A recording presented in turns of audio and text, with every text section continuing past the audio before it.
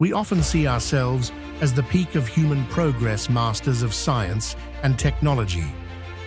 Yet when we look back into the depths of antiquity, something challenges that belief. Across deserts, mountains, and jungles stand monuments carved from stone, so massive that even today replicating their precision seems impossible.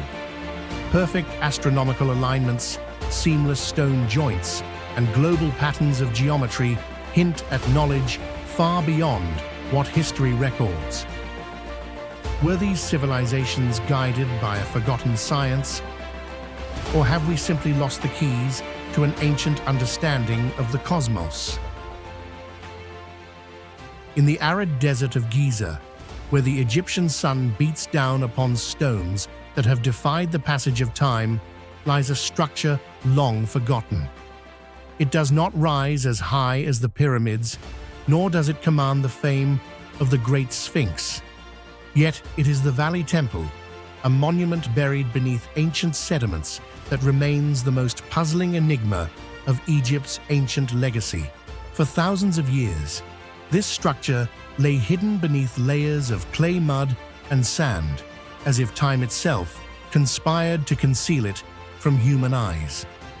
When early archaeologists began excavating around the Sphinx in the 19th century, they had no idea that beneath their feet lay a massive stone complex connected to the deep foundations of the Pyramid of Khafra.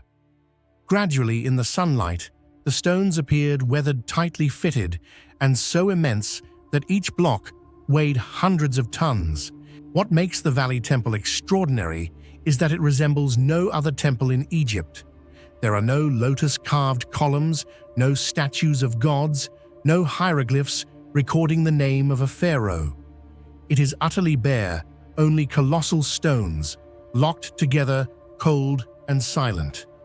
That silence confounds scientists. If this truly was a temple, then who or what was being worshipped?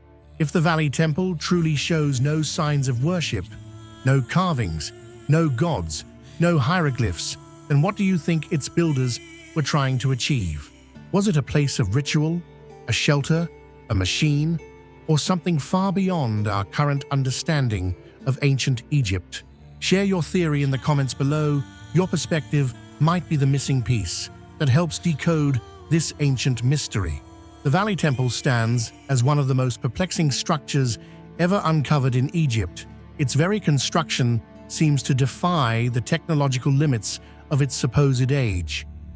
Built from two distinct types of stone, the temple combines enormous limestone blocks quarried directly from the Giza plateau with red granite transported from Aswan, nearly 800 kilometers to the south. Each of these granite blocks can weigh from 50 to over 400 tons, yet they fit together with astonishing precision, so tight that even a single sheet of paper cannot pass through the seams. No traces of mortar bind them, and no clear evidence of advanced tools has been found, leaving experts wondering how such monumental pieces were carved, transported, and positioned with accuracy that rivals modern engineering. While traditional Egyptologists attribute the temple to the reign of Pharaoh Khafra around 2500 BCE, new geological evidence paints a far older picture. The exterior walls show erosion patterns caused by heavy, prolonged rainfall, not by the dry winds of the Sahara. Such erosion could only have occurred when Giza still had a humid, temperate climate conditions that existed between 9,000 and 10,000 BCE, thousands of years before the first known Egyptian dynasty. If this analysis is correct, then the Valley Temple is not merely a monument from Khafra's time, but a survivor from a forgotten epoch. It could be a relic of a lost civilization, predating the pharaohs, whose mastery of stonework was later rediscovered and repurposed by the ancient Egyptians themselves. An underground passage links the Valley Temple to the Sphinx Temple. Both share the same architectural style, stone type, and construction precision. Researchers like Robert Schoch and John Anthony West argue that they were built during the same period, and that the Valley Temple may even predate the Sphinx itself. If this theory holds true, it means that the entire Giza complex, the crown jewel of ancient Egypt, could have been built thousands of years before the pharaohs. It would no longer be the story of a single kingdom, but rather the remnant of a forgotten civilization, one that thrived before the end of the last ice age. The true purpose of the Valley Temple remains one of the greatest unsolved riddles in the history of archaeology. Despite centuries of study, no theory has fully explained why such a massive precision-engineered structure was created or what function it was meant to serve. The very name temple might be misleading, assigned only because of its proximity to the Pyramid of Khafre and the Sphinx. Many Egyptologists have long assumed it was part of the royal mortuary complex, perhaps used for ritual purification of Pharaoh Khafre's body and soul before his final ascent to the pyramid.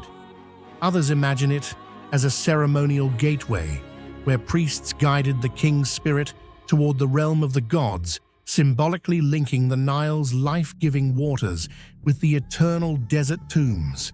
Yet when one steps inside, these explanations begin to dissolve. The Valley Temple feels utterly unlike any sacred space in Egypt. The rooms are stark and geometric, silent, cold, and void of any sign of worship. There are no altars, no offerings, no carvings, not even a single hieroglyph to honor the dead. Instead, one finds colossal pillars and massive stone walls aligned with near mathematical precision, as if the builders were not priests but engineers. This has led some researchers to speculate that the structure may have served a technological or environmental function rather than a religious one. Could it have been a hydraulic system, perhaps designed to control or channel floodwaters from the Nile, or maybe a storage complex built to preserve something vital against time and catastrophe? More radical theories suggest it was designed to withstand immense pressure, as though it once faced a cataclysmic event, perhaps a flood or earthquake that reshaped the landscape. Its walls, built thicker than any other Egyptian monument, may have been meant to endure destruction rather than celebrate divinity. If so, the Valley Temple might not have been a house of gods at all, but a fortress for survival, a structure that bridged two epochs, the lost world before the flood and the civilization that rose from its ashes. No carvings, no words, no sacred relics, only stone. The silence of the Valley Temple seems almost intentional. Perhaps its builders wished the structure to transcend language and time, to act as a message in matter for future generations. The red granite blocks, once polished, reflected the sun like fire, filling the interior with an eerie glow. In the dim light, it feels like an ancient machine lying dormant, awaiting reactivation. Some scholars have even compared it to the energy temples of myth, places where sound and vibration were used to interact with matter. There is no solid proof yet. The notion that the Valley Temple might be a colossal acoustic device where ancient engineers harnessed frequencies to communicate with the cosmos continues to intrigue and unsettle researchers alike. Recent ground-penetrating radar surveys suggest that beneath the Valley Temple lie unexplored cavities. Some echo patterns indicate the presence of sealed chambers or corridors extending deeper into the plateau. This means that what we see today may be only the surface of a much larger structure, perhaps an ancient subterranean network buried for tens of millennia. If these tunnels are ever opened, they might hold the answers to the greatest questions: who built the Valley Temple, when and for what purpose? Since the 1990s, several independent researchers such as Graham Hancock have proposed that the Valley Temple may be a remnant of a vanished global civilization destroyed by a natural catastrophe at the end of the last ice age. According to them, sites like Giza in Egypt, Baalbek in Lebanon, Pumapunku in Bolivia, and Göbekli Tepe in Turkey were not isolated monuments, but fragments of a once-connected ancient network built by people with advanced knowledge of astronomy, geology, and the energetic properties of the Earth. From this perspective, the Valley Temple might not have been a temple or a tomb at all, but rather a planetary energy marker constructed in precise alignment with the stars. The ancient builders may have sought to record Earth's position within a cosmic cycle spanning tens of thousands of years, leaving behind a message or perhaps a warning to future generations that what once happened in the distant past could happen again when the celestial and natural cycles return to their original point. Whether a place of ritual energy or refuge, the Valley Temple remains one of Egypt's most enduring enigmas. It tells no story in writing, only through mass geometry and silence. And perhaps in that silence lies the very message its builders intended, that every civilization has limits, and only stone and human curiosity can outlast time itself. Beneath the bustling heart of modern-day Mexico City, under layers of concrete colonial foundations and centuries of forgotten dust, lies something extraordinary, a tomb unlike any other ever discovered in Mesoamerica. Known as the Tomb of the Eagle Warriors, this subterranean chamber has become one of the most enigmatic archaeological revelations of the Aztec world. It is not merely a burial site, but a symbolic gateway between life, death, and divinity, a place built for those who are believed to rise again with the sun. If this hidden tomb truly connects life, death, and the divine, what do you think the Aztecs were trying to protect beneath their great temple? Share your thoughts in the comments below. The discovery was made beneath Templo Mayor, the great ceremonial pyramid of the Aztec capital Tenochtitlan, once the shining center of a powerful empire that dominated the highlands of central Mexico. The Templo Mayor was dedicated to two gods, Huitzilopochtli, the god of war and the sun, and Tlaloc, the god of rain and fertility. To find a secret tomb beneath this sacred temple was to many archaeologists like finding a heartbeat beneath the stones of a dead civilization. At first, it seemed impossible. The Templo Mayor had been excavated for decades, its layers meticulously studied, its altars and sacrificial stones well documented. Yet when ground-penetrating radar and micro-excavation teams ventured deeper than anyone before, they discovered a sealed chamber hidden behind thick volcanic rock, deliberately placed to resist time. What they uncovered inside would reshape everything we thought we knew about the Aztec view of death and heroism. The Tomb of the Eagle Warriors was no ordinary resting place. It was constructed with an almost theatrical precision, narrow corridors leading to a central chamber, the walls lined with painted stucco, showing soaring eagles, flaming suns, and rivers of blood that flowed into the underworld. The entire space was aligned perfectly with the east so that the first light of dawn could strike the inner sanctum during equinox mornings. Archaeologists believe this orientation was intentional, a design meant to ensure that the spirits of the fallen warriors would rise with the sun, reborn as divine companions to Huitzilopochtli himself. Inside the tomb were skeletal remains of multiple individuals, arranged not in the quiet repose of death, but in the tension of eternal struggle.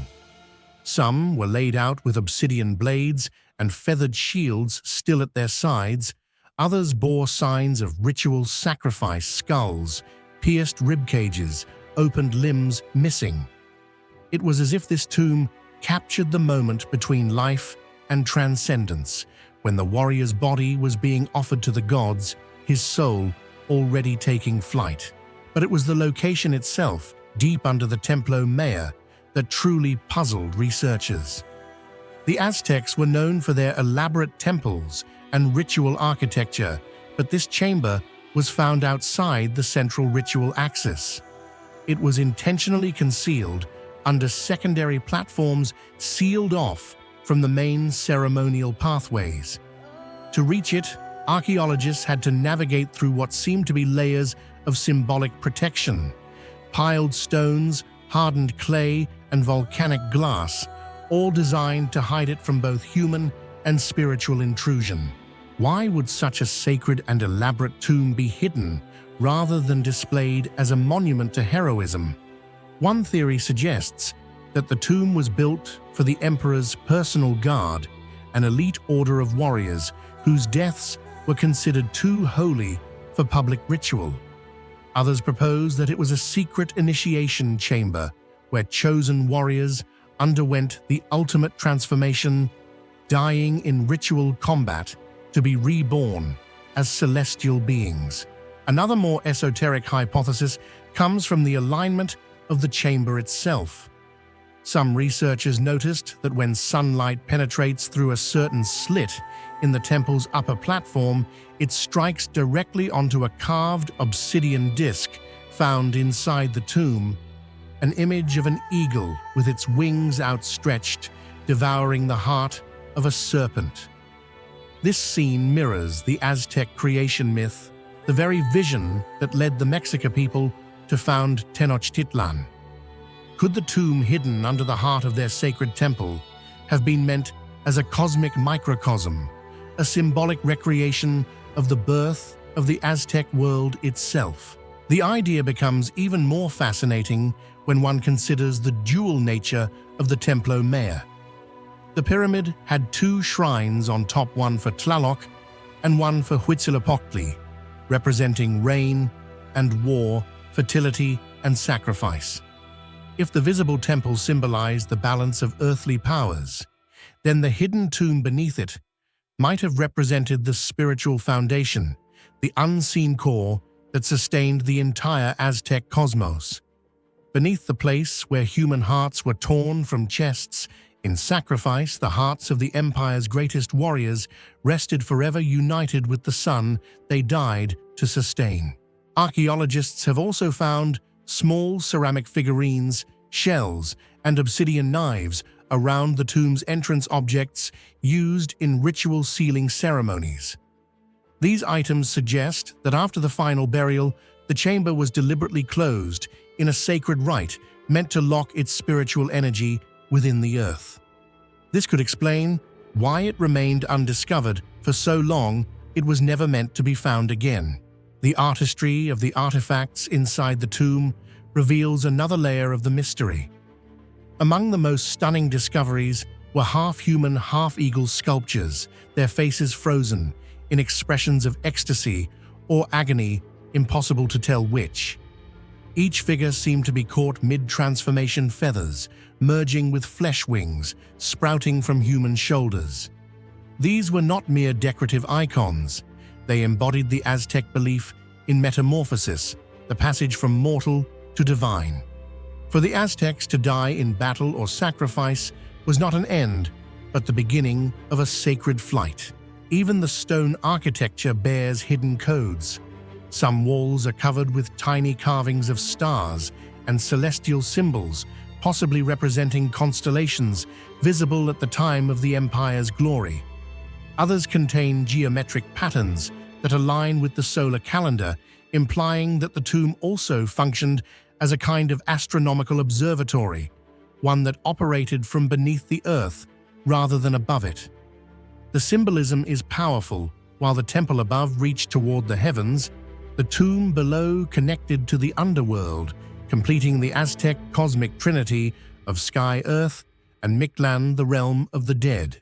There are signs of fire in the chamber, charred bones, ashes, and scorched offerings, which indicate that purification rituals took place here. In Aztec cosmology, fire was the divine bridge between worlds, the sacred element through which transformation occurred. To burn something in ritual was to release its essence to the gods.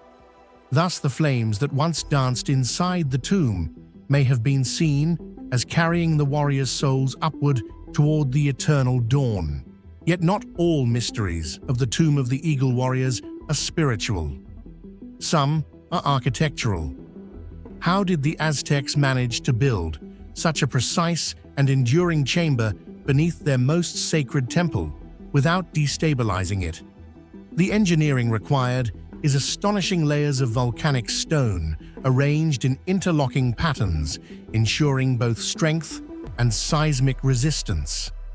Modern engineers who studied the site have called it a masterpiece of subterranean architecture, one that rivaled even the precision of Incan stonework in the Andes. And still the greatest question remains unanswered: who ordered this tomb to be built? No inscriptions directly name a ruler or priest. Some clues suggest it was commissioned during the reign of Moctezuma I, whose era marked the height of Aztec military expansion. Others believe it could date to Ahuitzotl, known for his grand religious reforms and obsession with cosmic symbolism. Without written records, the tomb's true owner, whether an emperor, a priest, or an anonymous warrior, remains a mystery buried beneath the stones. What scholars agree on is its purpose. It was meant to be hidden, protected, and eternal. The Aztecs may have believed that disturbing it would unbalance the world, that within those walls lay not just the bones of men, but the spiritual mechanism that kept the sun rising. In that sense, the tomb of the Eagle Warriors was not just a memorial. It was a cosmic battery feeding the divine energy of the empire. Beneath the ruins of Templo Mayor, hidden from the eyes of modern Mexico City, lies the secret tomb of the Eagle Warriors' men who once gave their hearts to the sun. Their resting place remains sealed, their story half told through fragments of bone and obsidian. For the Aztecs, what was sacred had to remain hidden. And so, in the darkness beneath Tenochtitlan, the Eagle Warriors keep their eternal watch, guardians of a vanished empire whose spirit still burns beneath the earth. Just off the southern coast of Greece, beneath the shimmering turquoise waters of the Laconia Gulf, lies a ghost city older than legend itself. The seafloor there is carved with perfect streets, stone walls, and the foundations of homes where people once lived, traded, and dreamed, now cloaked in silence. This is Pavlopetri, a place where 5,000 years of history sleep beneath the tide. Long before Atlantis was ever imagined, this real city thrived and then vanished. Today, it waits in the stillness of the deep, its story half buried in sand and salt, daring us to uncover what truly happened when the sea claimed it forever. If an entire city like Pavlopetri could vanish so completely beneath the sea, what do you think truly happened here? Was it an earthquake, a massive tsunami, or something even stranger? Something history can't explain. Share your thoughts and theories in the comments below. I'd love to read what you believe happened to this forgotten world. When archaeologists first discovered Pavlopetri in 1967, they could hardly believe their eyes. Just a few meters below the surface lay a network of streets, squares, houses, tombs, and even a drainage system, all astonishingly well preserved. Unlike scattered ruins elsewhere, Pavlopetri was not a fragment, it was a complete city. Every stone, every narrow lane seemed frozen in time, nearly untouched after more than 5,000 years. Scientists have determined that the city was built around 3000 BCE, making it as old as or even older than the Minoan civilization on Crete. With its scale and sophistication, Pavlopetri was clearly not a simple fishing village, but a thriving urban center of the early Bronze Age, where people already understood urban planning, social organization, and maritime trade. Modern sonar scans reveal parallel streets, orderly housing blocks, and an underground water system, features that even medieval European towns lacked. Some houses had multiple rooms, and inner courtyards, suggesting that the inhabitants enjoyed a relatively high standard of living, perhaps belonging to a class of merchants or nobles. Pottery fragments found at the site display Minoan and Mycenaean styles, the hallmarks of powerful seafaring civilizations of the ancient Mediterranean. This indicates that Pavlopetri maintained extensive trade connections, dealing with Crete, Cyprus, Egypt, and Anatolia. The city was likely a commercial hub, where merchant ships docked to exchange olive oil, wine, copper, and fine fabrics between East and West. When divers first mapped the ghostly outlines of Pavlopetri beneath the shallow waters of southern Greece, one question echoed louder than all others: how could an entire city disappear beneath the sea, and yet remain so perfectly preserved? The mystery of its submersion has haunted scientists for decades, and though several theories exist, each adds a new layer of intrigue to the riddle buried under the waves. The most widely accepted explanation points to massive tectonic movements. The Laconian Gulf lies along the restless border of the Aegean microplate, where the African and Eurasian plates grind against one another in a slow, eternal collision. Over millennia, this ceaseless pressure has triggered powerful earthquakes that have reshaped the Greek coastline time and again. Geological studies show that the seabed around Pavlopetri has sunk between 3 and 4 meters since antiquity, a subtle but deadly descent that would have been enough to draw the entire city beneath the rising waters.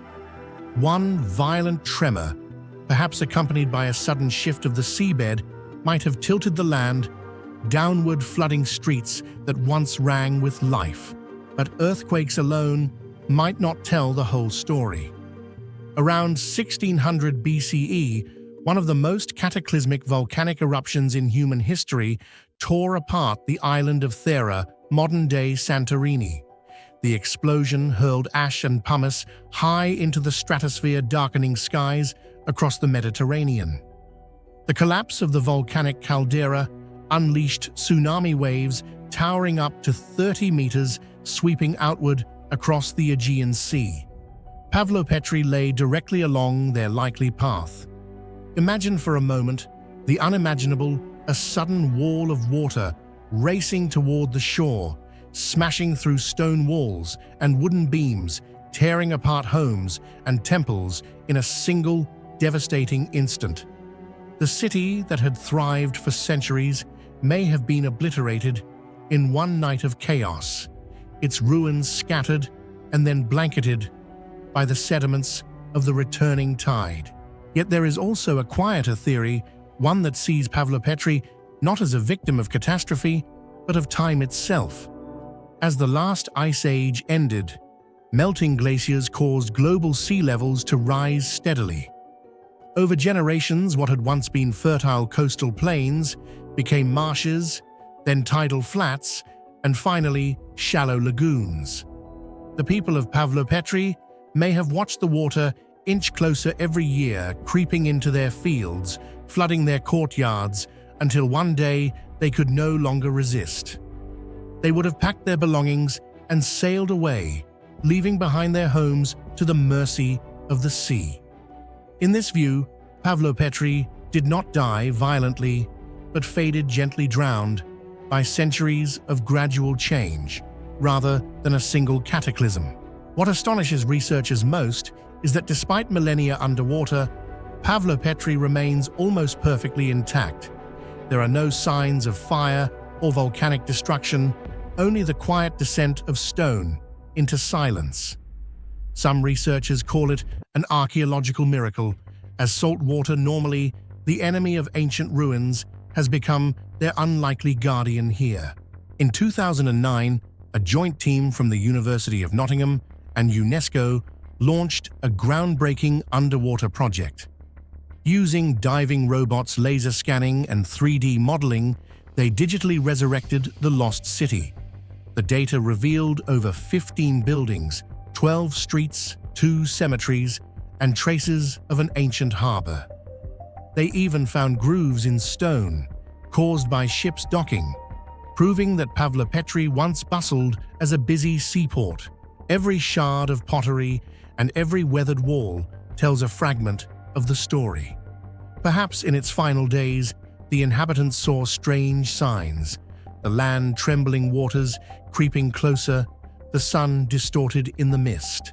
And one night, the sea came in. The city was gone.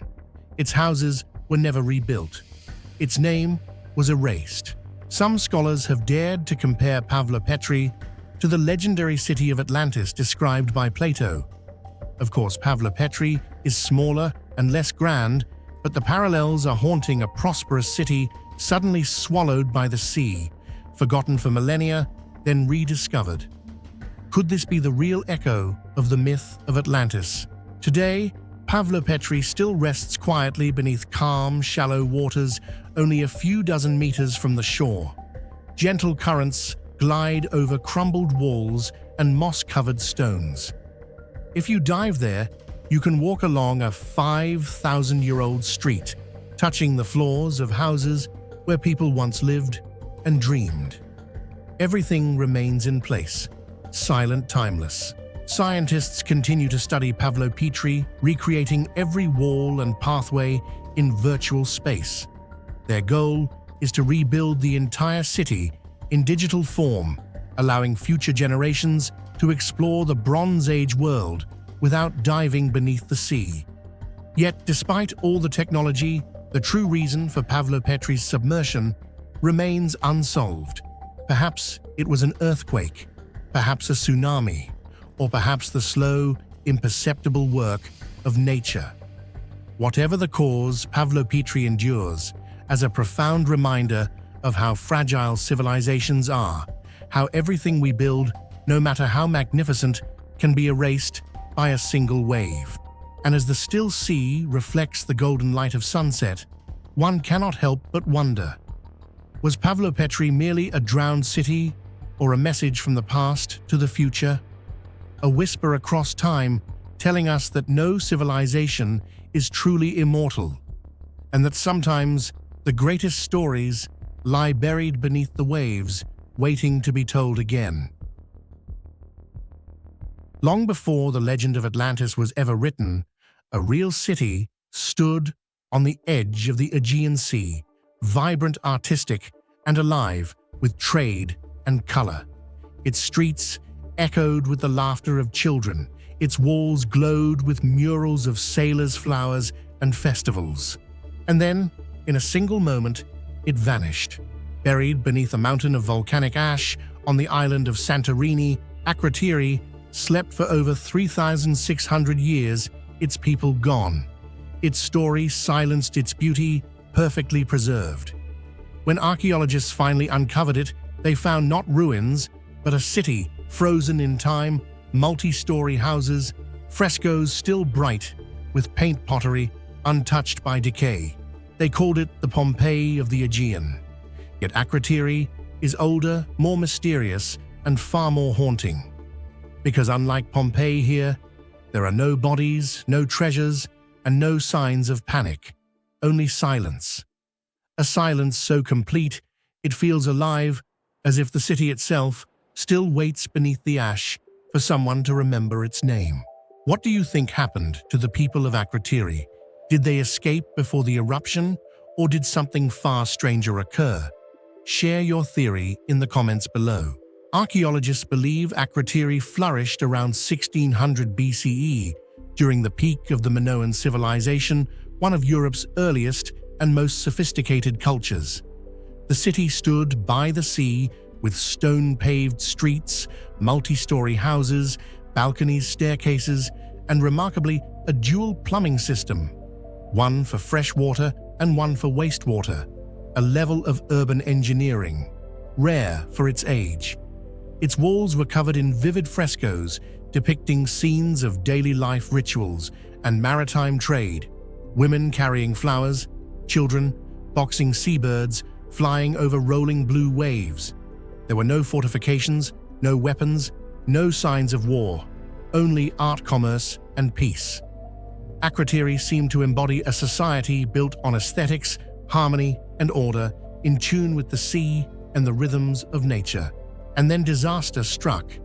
Around 1600 BCE, the volcano of Thera erupted with unimaginable force, one of the most violent explosions in Earth's history, hundreds of times more powerful than Krakatoa. A towering plume of ash shot kilometers into the sky, darkening the Mediterranean sun. Fire rock and molten ash rained down, burying the island in a blazing inferno. Tsunamis radiated outward, devastating Crete and the coasts of Asia Minor. In the chaos that followed, Akrotiri vanished. When it was rediscovered in the 20th century, more than 3,600 years later, archaeologists were stunned. Beneath 40 meters of compacted ash lay a city perfectly preserved, as if frozen in time: houses, pottery furniture, storage jars, even kitchen tools. Everything remained exactly where it had been left. The frescoes were still bright with color, the stone streets still led to the ancient square. It was a world paused mid-breath, as if someone had pressed pause on history itself. But amid this stillness emerged a chilling question. Where were the people of Akrotiri? After decades of excavation and thousands of cubic meters of ash removed, not a single human skeleton was found. No animal remains, no signs of panic or death. Unlike Pompeii, there were no bodies frozen in agony, no clasped hands, no desperate flight. Akrotiri was completely empty. Even stranger, no treasure was found, no gold, no jewelry, no valuable belongings. Many houses appeared carefully cleaned and orderly, with pottery, neatly stacked doors open, and staircases intact. It was as though the inhabitants had known what was coming and calmly left their city before the final eruption. Some researchers suggest that a series of small earthquakes preceded the eruption, collapsing walls and roofs, warning the people of danger. The inhabitants, familiar with the moods of their volcano, may have sensed the coming catastrophe. They gathered their possessions, took what they could, and fled the island. But where did they go? No records, no successor culture, no trace of their migration has ever been found. The people of Akrotiri simply vanished from history, leaving behind a city intact yet utterly lifeless.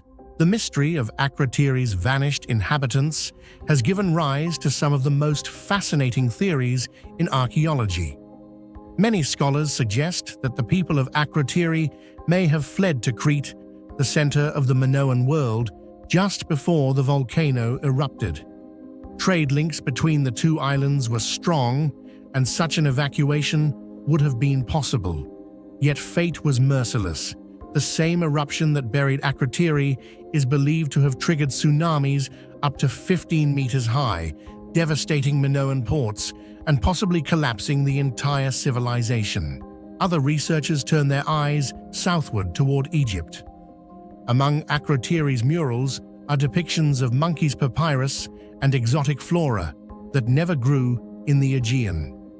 These suggest that its people may have sailed far across the Mediterranean, carrying their art and knowledge to foreign shores. Perhaps they found refuge there, disappearing into other cultures, their identity absorbed by time. Then there is the boldest idea of all, that Akrotiri was Atlantis itself. Plato's tale of a flourishing island that sank beneath the sea in a single day and night bears haunting resemblance to Santorini's circular caldera and its sudden destruction. The scale of the eruption, the sophistication of the city, and its abrupt erasure all echo that ancient myth. Though no proof confirms it, the parallels are too striking to ignore. Thus, Akrotiri stands suspended between history and legend, a silent bridge between what we know and what we still imagine, its people lost, but their story forever whispering through the ash. Perhaps the most haunting element of Akrotiri is not what was found, but what was missing, the human presence itself.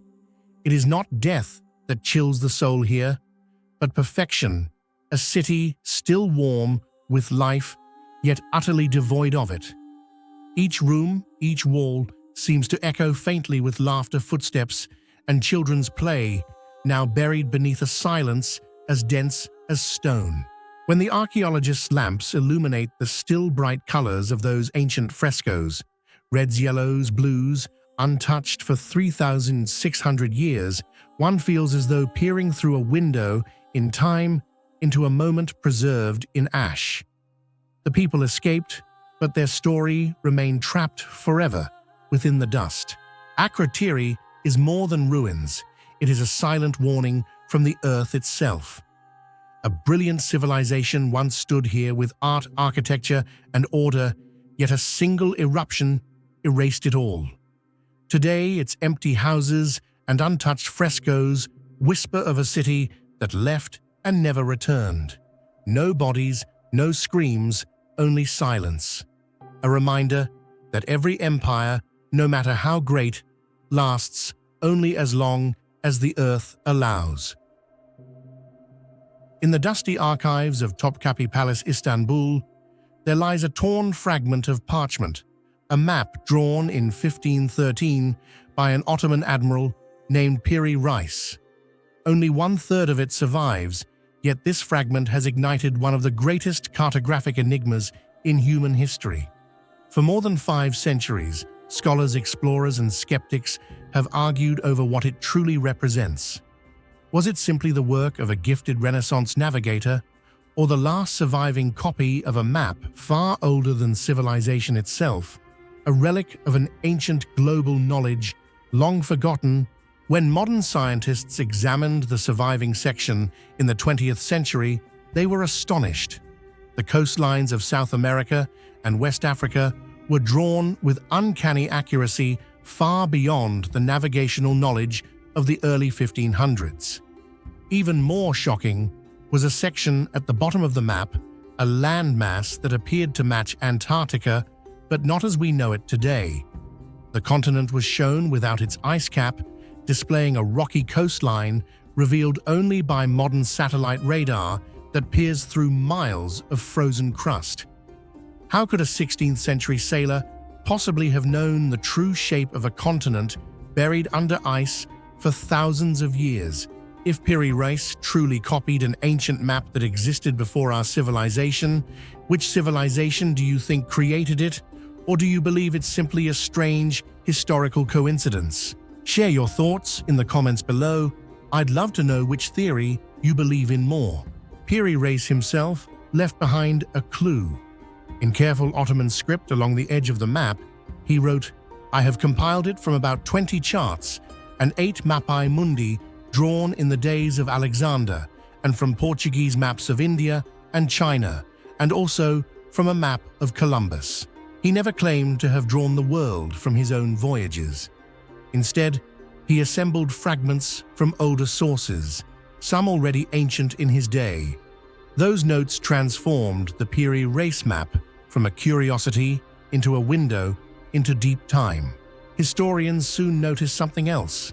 The geometry of those fragments seemed to follow a consistent global projection, as if all had been copied from a single, precise world map, one that required mathematical and geographic knowledge impossible for any civilization before the 18th century.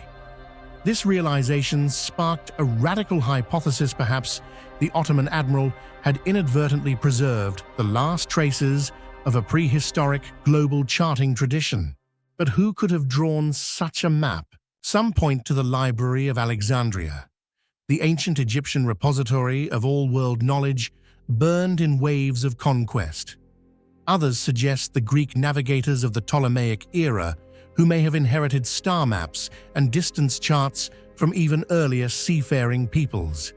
Yet a few voices bolder and more controversial whisper of something older, still a civilization existing before the end of the last ice age, when coastlines and climates were very different and when Antarctica may have been free of ice. The theory gained momentum in the 1960s when Professor Charles Hapgood studied the map in detail. Hapgood concluded that Piri Reis's chart preserved data from a true world map, drawn with advanced spherical geometry. He suggested that multiple ancient maps now lost were themselves based on observations made by unknown cartographers who had mapped the Earth from the sky or from long sea voyages. To him, the Piri Reis chart was evidence of a global survey carried out by a forgotten civilization capable of measuring latitude and longitude long before the invention of the chronometer. Hapgood called this the ancient global map pattern, a recurring mathematical projection appearing in unrelated ancient maps, the Orontes Phineas map, the Boache map, the Dulce Portolan charts. All seem to share a mysterious common geometry, as if echoing one master source repeatedly copied and distorted through the centuries. If true, that would mean that the cartographers of antiquity, Egyptians, Greeks, Arabs, Chinese, might all have inherited fragments of a single original chart that once described the whole planet. The Piri Reis map then would be its last surviving descendant. Perhaps the most haunting element of the Piri Reis chart lies at its southern edge. It shows a continuous coastline curving beneath South America, where the icy wilderness of Antarctica should be. Modern comparisons reveal that it matches the subglacial topography of Queen Maud Land, an area mapped only in the 20th century using seismic and radar measurements. Geological evidence confirms that this region was ice-free at least 6,000 years ago. If the Piri Reis map indeed depicts this landscape, it must have been based on surveys far older than recorded history, possibly from a time when humans, according to mainstream archaeology, still lived as hunter-gatherers. The implication is staggering.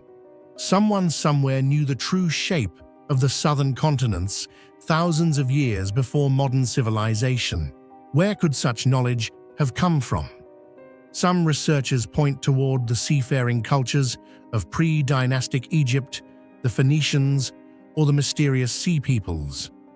Others look to myth, the Atlanteans of Plato's dialogues, whose world supposedly perished in cataclysmic floods. They imagine that before its fall, this advanced maritime society mapped the entire globe, and fragments of its charts were later rediscovered by Mediterranean navigators. In this view, the ancient global map pattern embedded within the Piri Reis chart is not a coincidence, but a signature, a cartographic fingerprint, left by a civilization erased by the sea. Each later culture that copied those maps unknowingly preserved traces of their precision, the accurate latitudes, the curvature corrections, the proportional scaling between continents. By the time these fragments reached the Ottoman admiral, they had passed through countless hands: Egyptian scribes, Greek scholars, Arab geographers, and European explorers, all copying, translating, and recombining until only the faint outline of the original remained. Modern historians offer a more conservative explanation.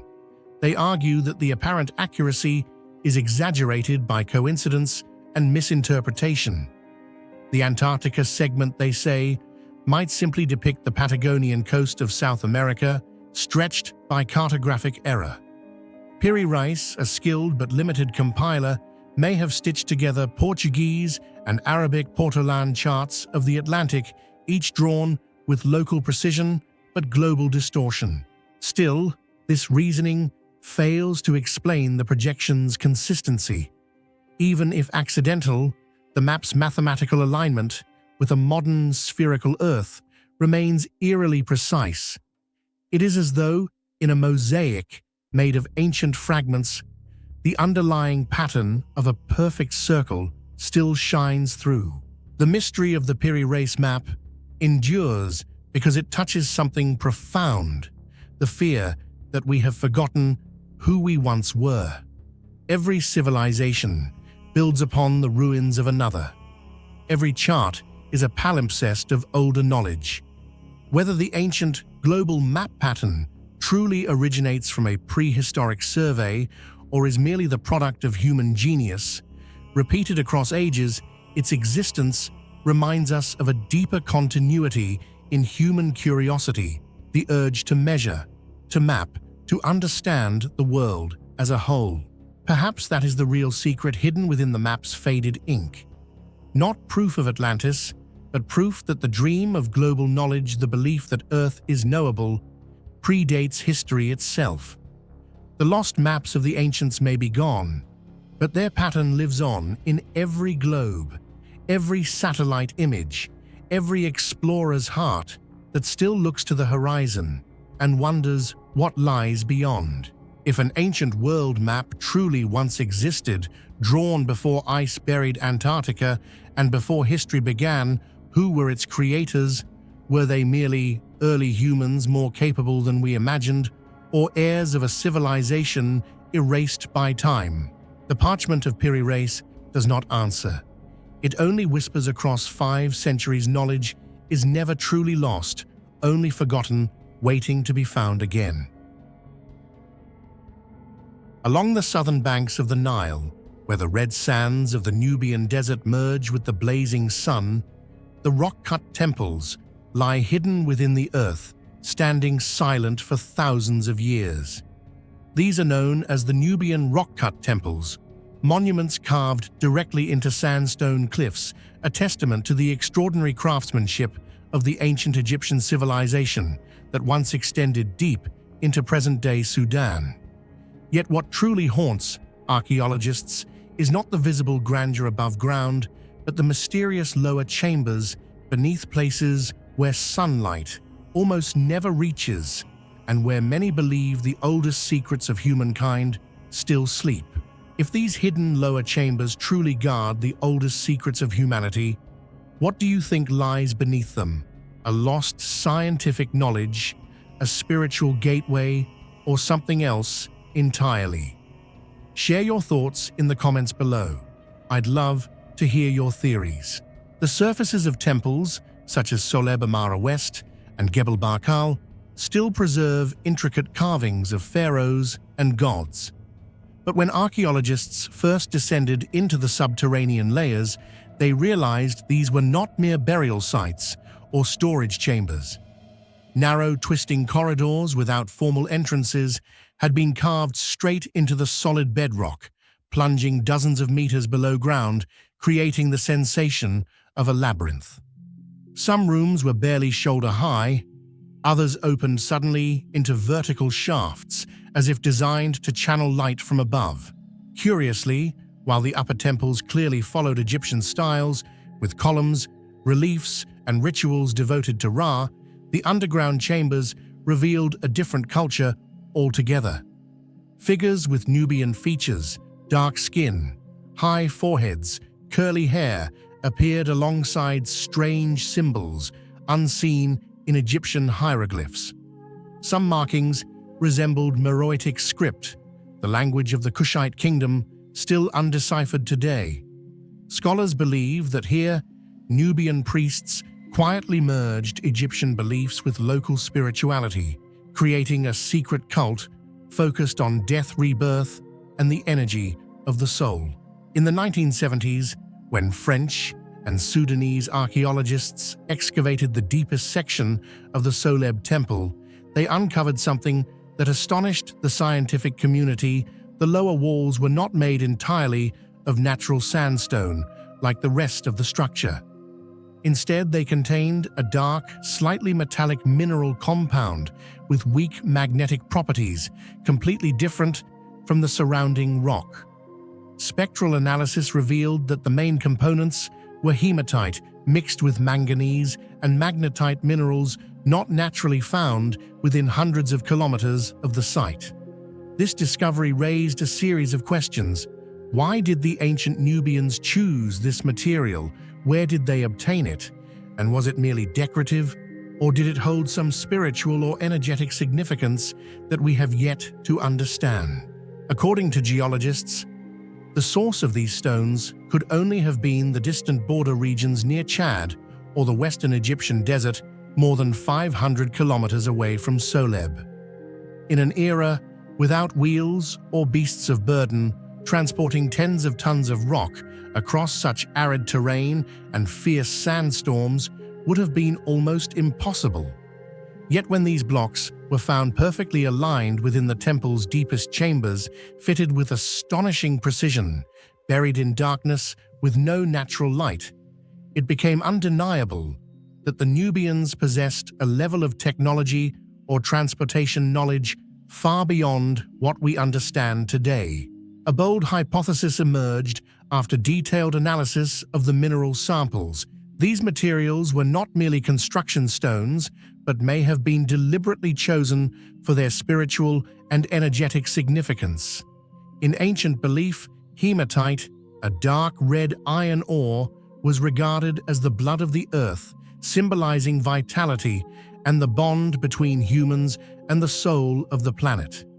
Meanwhile, manganese, a mineral often used to produce black pigment in rituals, represented the underworld, a realm where souls were purified and reborn. When combined within a single structure, these two elements were believed to create an energy shell, a spiritual shield protecting the soul from dissolution while preserving divine power within the space. Egyptologists suggest that for this reason, the deepest chambers of Soleb and Gebel Barkal may have been used for pharaonic divinization rituals in which the king shed his mortal form to merge with the eternal essence of the gods. Engineers later discovered that the mineral walls reflected sound in uncanny ways. A whisper in one corner could echo clearly in the center. This suggests that the stone's placement and composition may have been designed to create acoustic resonance, amplifying chants during rituals. The deep rhythmic tones combined with flickering torchlight must have given worshippers the eerie sense that the gods themselves were speaking from the darkness. Some wall fragments also showed signs of intense heat exposure between 800 and 1000 degrees, even though the surrounding areas bore no traces of fire or lava.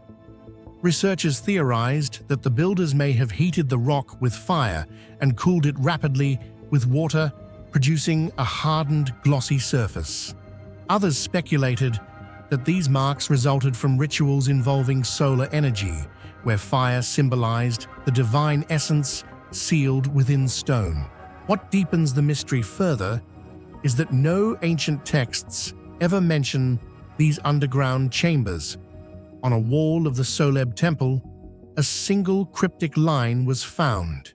Those who descend must leave their names in the dark.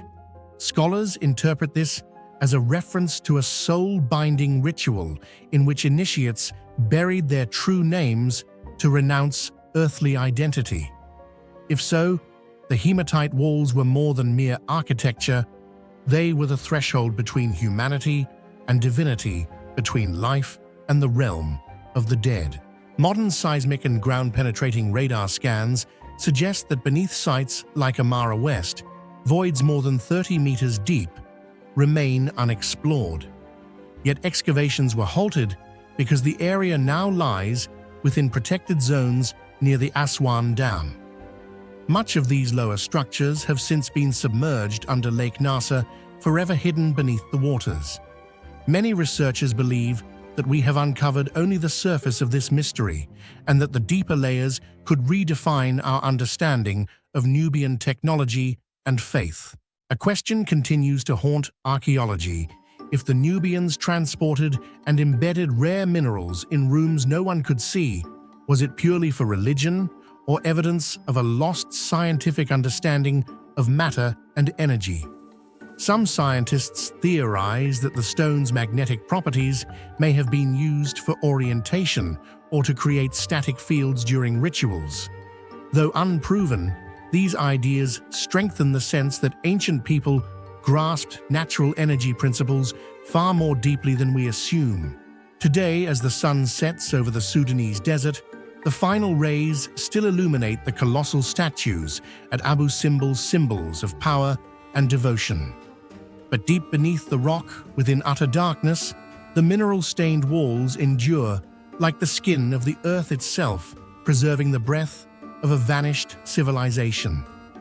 Whether born from engineering genius or mystical faith, they remind us that ancient humanity built not only to worship gods, but to speak to the cosmos in a language of stone, light, and mineral. And perhaps one day, if the sunken chambers beneath Lake Nasser are ever reached again, those dark stones will whisper the story the Nubians have guarded for over 3 millennia. The story of a knowledge fused with rock and a spiritual science so deep that modern thought has only begun to touch its surface. Hidden beneath the gentle hills of Italy's Lazio region lies a city unlike any other, a city not built for the living, but for the dead. The necropolises of Cerveteri, known to the ancients as Cahokia, are among the most extraordinary archaeological sites in Europe, a vast labyrinth of tombs carved directly into volcanic rock nearly 3,000 years ago. It is a place where the line between life and death blurs, where architecture becomes ritual, and where every stone seems to whisper the secret of a civilization that predated Rome, the mysterious Etruscans. To walk through Cerveteri is to walk through time. The layout of the necropolis mirrors that of a real city, with streets, intersections, and districts. The tombs, known as tumuli, are arranged in an orderly grid, as if the dead were still citizens of an underground metropolis. But what sets this city apart is not its size or its age. It is the way it was built, from solid stone, carved with a precision that still defies explanation. If you could step inside one of these stone-carved tombs, perfectly preserved for nearly 3,000 years, what would you feel first? Or fear, or curiosity? Share your thoughts in the comments below. The Etruscans did not build their tombs brick by brick. They carved them whole, directly from the soft volcanic tufa that forms the bedrock beneath Cerveteri. Each structure, from the smallest chamber to the grandest family mausoleum, was hollowed out of the earth with such care that the ceilings curve gracefully, the walls stand perfectly straight, and the symmetry feels almost mathematical. These weren't random excavations. Every chamber had a purpose, every beam and column a symbolic role. The interiors replicate the homes of the living, complete with carved beds, tables, doorways, and rafters. Yet all of this was sculpted from one continuous piece of rock. There are no joints, no bricks, and no mortar. The result is an architecture of permanence, one that seems immune to the erosion of time itself. Modern architects have long studied these tombs, marveling at how a Bronze Age civilization achieved such geometric precision, using nothing but bronze chisels and stone hammers. How did they measure the angles so perfectly in the dark? How did they maintain symmetry between parallel chambers without written blueprints or laser levels? The tombs suggest not only remarkable craftsmanship, but also a mathematical and aesthetic sophistication that seems centuries ahead of its time. Among the hundreds of tombs that dot the necropolis, none captures the genius of Etruscan stonework better than the Tomb of the Reliefs. Dated to the 4th century BCE, it is a masterpiece of carved illusion. Step inside and you find a world frozen in stone walls, covered in sculpted tools, shields, swords, vases, and even household objects, all rendered in low relief, as if waiting to be used again. The ceiling arches like a wooden roof, complete with carved beams. Each object is painted with the faint remnants of color reds, yellows, and blues that once made the entire chamber glow with life. But beyond artistry, this tomb reveals a deeper philosophy. To the Etruscans, death was not an end, but a continuation. The dead did not depart to some distant realm. They remained in a home eternal, surrounded by the comforts of life. Every carved cup, every resting bed, symbolized that belief. The stone was both structure and memory, a medium to preserve identity forever. What astonishes archaeologists is not merely the beauty of these carvings, but their technical perfection. The tufa stone, though soft, requires immense control to shape without cracking. A single misstep could ruin an entire chamber. Yet many tombs in Cerveteri, even after 26 centuries, still retain their perfectly smooth walls and undistorted geometry. There is no sign of reinforcing structures or binding material, no mortar, no cement, no filler of any kind. The Etruscans relied entirely on the precision of their cuts. Every curve was deliberate, every doorway balanced to maintain stability. In a sense, the rock itself became the architecture. This technique, known as rock-cut architecture, anticipates later wonders such as the tombs of Petra in Jordan and the rock temples of Nubia. Yet the Etruscans did it earlier, and with a serenity that feels almost supernatural. Even more enigmatic is the acoustic quality of some tombs. Their domed roofs amplify sound in subtle ways, whispers resonate, footsteps echo softly, leading researchers to believe that the Etruscans understood how to use shape and sound in their funerary rituals. The tombs were not just places to bury the dead, but theaters for the soul, where priests might chant or sing to guide spirits into the next world. No ancient text explains how these structures were made. The Etruscan language, only partially deciphered, offers almost no guidance. Tools found near the necropolis suggest manual labor of astonishing endurance, thousands of hours spent chiseling stone in near darkness by lamplight or fire. Yet the result is architectural harmony. The columns are perfectly aligned, the chambers proportioned according to consistent ratios, as if guided by invisible geometry. Some scholars propose that the Etruscans possessed an oral engineering tradition knowledge, transmitted not in books, but through generations of master builders. Others speculate that they might have used rudimentary surveying instruments lost to time. Whatever the method, the outcome is a technology of faith, art, geometry, and spirituality fused into one. The use of solid tufa gave the necropolis a distinctive texture, soft enough to carve, but durable enough to last millennia. Over time, moss and lichen crept across the surfaces, turning gray stone into living green. In the half-light of dawn, the tombs seem to breathe. Their doorways gape like mouths, their corridors spiral into darkness. It is a haunting beauty, both architectural and organic, as if the city itself were alive beneath the soil. Visitors today can still step into these tombs, crouching through narrow passages that open into rooms where generations of families were laid to rest. The silence is profound. You can still see the tool marks on the walls, tiny grooves left by chisels more than 2,000 years ago. Touch them, and you feel the presence of human hands across the abyss of time. Archaeologists believe that only a fraction of Cerveteri's necropolis has been explored. Ground-penetrating surveys suggest there are hundreds of hidden tombs and tunnels beneath the surface, perhaps even entire districts waiting to be unearthed. Some legends claim that certain passages lead to subterranean sanctuaries, places where priests once performed rites of rebirth. There are stories passed through local folklore of farmers who stumbled upon sealed doors carved into the rock, leading to chambers filled with ancient air, and sometimes still-painted murals untouched by light since antiquity.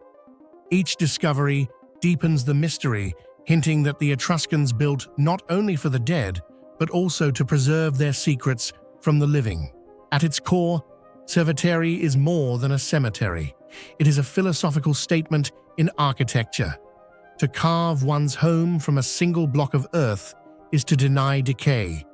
To live eternally in stone is to outlast the ages. The Etruscans, unlike their Roman successors, did not seek conquest, they sought continuity. Their tombs are an act of defiance against oblivion, a way of saying, "We were here and we remain." Every chisel mark in Cerveteri carries that message. The tombs are not ruins, they are memories fossilized in architecture, crafted so skillfully that time itself became their servant.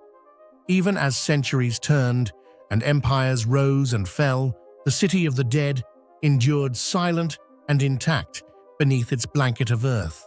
Today, the necropolises of Cerveteri and its sister site Tarquinia are recognized as UNESCO World Heritage Sites, celebrated for their architectural and cultural importance.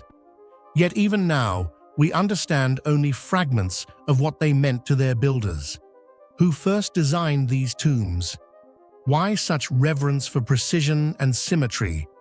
Were they meant to imitate the homes of the dead, or to recreate the cosmos in miniature, with each chamber representing a celestial realm?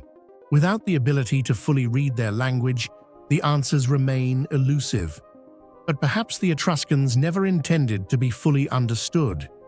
Their civilization, so advanced and yet so ephemeral, chose to speak through stone, a language of form and silence. As the sun sets over Cerveteri, golden light slips into the tombs, making the carved beams and columns seem alive again. Then the glow fades and silence returns. In that fleeting moment between light and darkness, the Etruscans' genius appears. They built not mere tombs, but bridges across mortality, carved forever from the bones of the earth. High above the sun-scorched deserts of the American Southwest, entire cities cling to the faces of towering cliffs, homes carved from stone, suspended between heaven and earth. For over 7 centuries, they have watched in silence as civilizations rose and fell below. These are the Anasazi cliff dwellings, the breathtaking legacy of a people who mastered the impossible. Built by the mysterious Anasazi, or ancestral Puebloans, these hidden fortresses seem to defy both gravity and logic. Without metal tools, without wheels, they created multi-story cities within sheer rock walls, perfect in symmetry, protected by height and aligned with the sun. But their greatest mystery lies not in how they built them, but in why they vanished. One day, life here simply stopped. Fires went cold, doors were sealed, and an entire civilization disappeared, leaving behind only stone walls and echoes of a story the desert still refuses to tell. Why do you think the Anasazi suddenly vanished? Drought, conflict, or something far more mysterious? Share your thoughts in the comments below. I'd love to hear your theory. Across regions such as Mesa Verde in Colorado, Canyon de Chelly in Arizona, and Bandelier in New Mexico, clusters of stone dwellings lie tucked within vertical cliffs, perfectly preserved despite nearly 800 years of wind and time. They were not mere shelters, they were fully organized cities, complete with hundreds of rooms, storage chambers, courtyards, and underground ceremonial halls known as kivas. The most famous among them, Cliff Palace, boasts over 150 rooms and 23 kivas hidden within a rock alcove almost 40 meters high. These homes were constructed from sandstone, clay, and pine beams, fitted so precisely that no mortar was needed. Each dwelling featured ventilation holes, windows facing the sunrise, and stairways carved into the cliff, connecting the settlement's multiple levels. Even today, the precision of their design reveals a level of engineering and social organization far ahead of its time. Without metal tools, wheels, or pulleys, they somehow hauled tons of materials up sheer cliff faces, erecting structures that have endured for centuries. The question of why the Anasazi chose to build their homes high within sheer cliff faces has puzzled archaeologists for decades. With elevations reaching dozens of meters and access limited to narrow steps carved into the rock, these sites seem inhospitable for everyday living. Yet many researchers believe that this perilous location served as a natural fortress, protecting the Anasazi from hostile tribes and safeguarding their crops in the harsh desert climate. Others suggest that the cliffs were not merely for defense, but also functioned as a spiritual center, a place where people could be closer to their ancestors and the sky. The spiral carvings and solar symbols etched inside the kivas reveal that the Anasazi possessed an extraordinary understanding of astronomy. They tracked the movements of the sun and moon, using light and shadow to mark the seasons. At such heights, they were not only surviving, they were living in a sacred harmony between humanity, the earth, and the cosmos. The Anasazi were not only master builders, but also skilled farmers, astronomers, and refined artisans. On the arid plateaus of the southwest, they constructed complex irrigation systems to channel scarce spring water toward their settlements, transforming harsh desert terrain into cultivable land.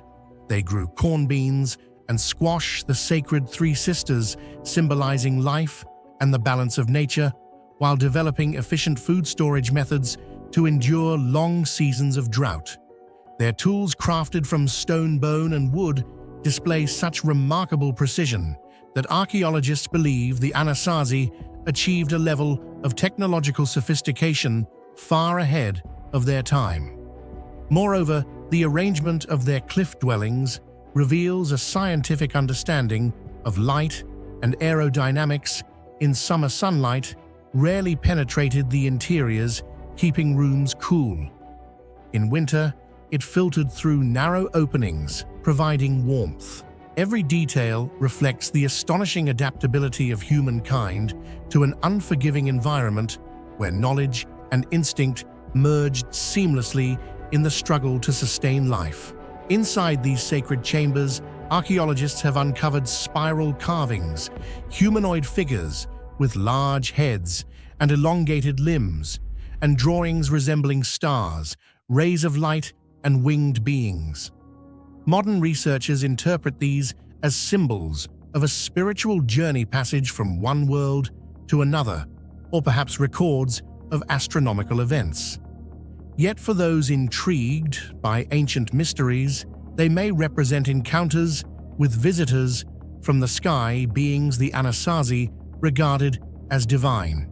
Whatever the truth, one thing is clear: the Anasazi lived with a profound sense of connection to the universe.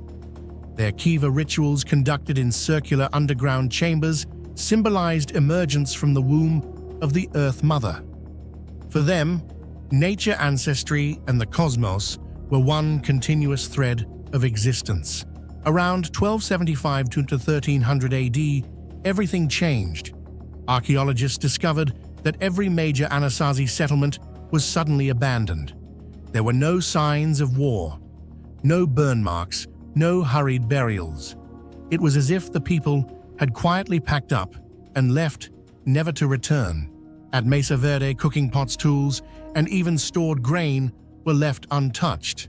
There was no evidence of destruction, only absence. Why would a highly organized civilization with advanced agriculture, architecture, and spirituality disappear in a matter of decades? The disappearance of the Anasazi remains one of the greatest enigmas in North American history. Archaeological, geological, and environmental evidence suggests that around the year 1275, the American Southwest faced a devastating drought, lasting nearly 3 decades, cracking the soil, drying up rivers, and destroying crops. Cornfields that once sustained thousands turned into lifeless stretches of dust and wind. When survival became impossible, the Anasazi were forced to abandon their lofty cliffside homes in search of new lands where water still flowed. Yet drought alone cannot explain their fate. Smaller sites revealed traces of conflict and violence, burned dwellings, shattered walls, and signs of sudden destruction. As resources dwindled, once cooperative communities may have turned against one another. Some scholars point to spiritual causes, believing the Anasazi followed a cycle of cosmic renewal, that when one age ended, they were destined to leave their homeland and begin anew. The sun rituals held in their kivas may have marked this sacred departure. It's possible they migrated southward and merged with the Pueblo tribes whose descendants still live today. But most experts agree that no single cause can fully explain what happened. More likely, the collapse of the Anasazi was the result of intertwined forces, relentless climate change, social unrest, and a crisis of faith, a convergence that led to irreversible decline. The most haunting part is that they vanished in absolute silence, leaving behind no writings, no farewell words, only stone walls and spiral carvings like a final message whispered to the future. Today, their dwellings still cling to the cliffs, motionless amid the wind and dust, frozen in time. Broken ladders and shadowed rooms breathe the memory of lives once vibrant. To walk among them is to step into a forgotten world where the echoes of history whisper through stone corridors. In 1978, UNESCO recognized Mesa Verde and other Anasazi cliff dwellings as World Heritage Sites, not merely for their archaeological value, but as enduring monuments to human ingenuity and spiritual resilience. These homes, built without iron or wheels, have withstood centuries of storms and earthquakes, proof of their builders' mastery and devotion to both earth and sky. The disappearance of the Anasazi may have been driven by drought warfare or faith, or perhaps by a symbolic decision to leave in order to be reborn. Though their bodies vanished, their cultural DNA endures in the Pueblo peoples, in their rituals, adobe homes, and reverence for the natural world. Perhaps the greatest legacy of the Anasazi is not in the stones they stacked, but in the silence they left behind, a silent message that reminds us every civilization, no matter how advanced, is only a fleeting chapter in the story of the earth. In the heart of Nevada's desolate desert lies a place shrouded in silence and fear. Lovelock Cave, a hollow scar carved into the red earth where time itself seems frozen. For centuries, the wind has howled through its dark mouth, carrying whispers of an ancient horror buried within.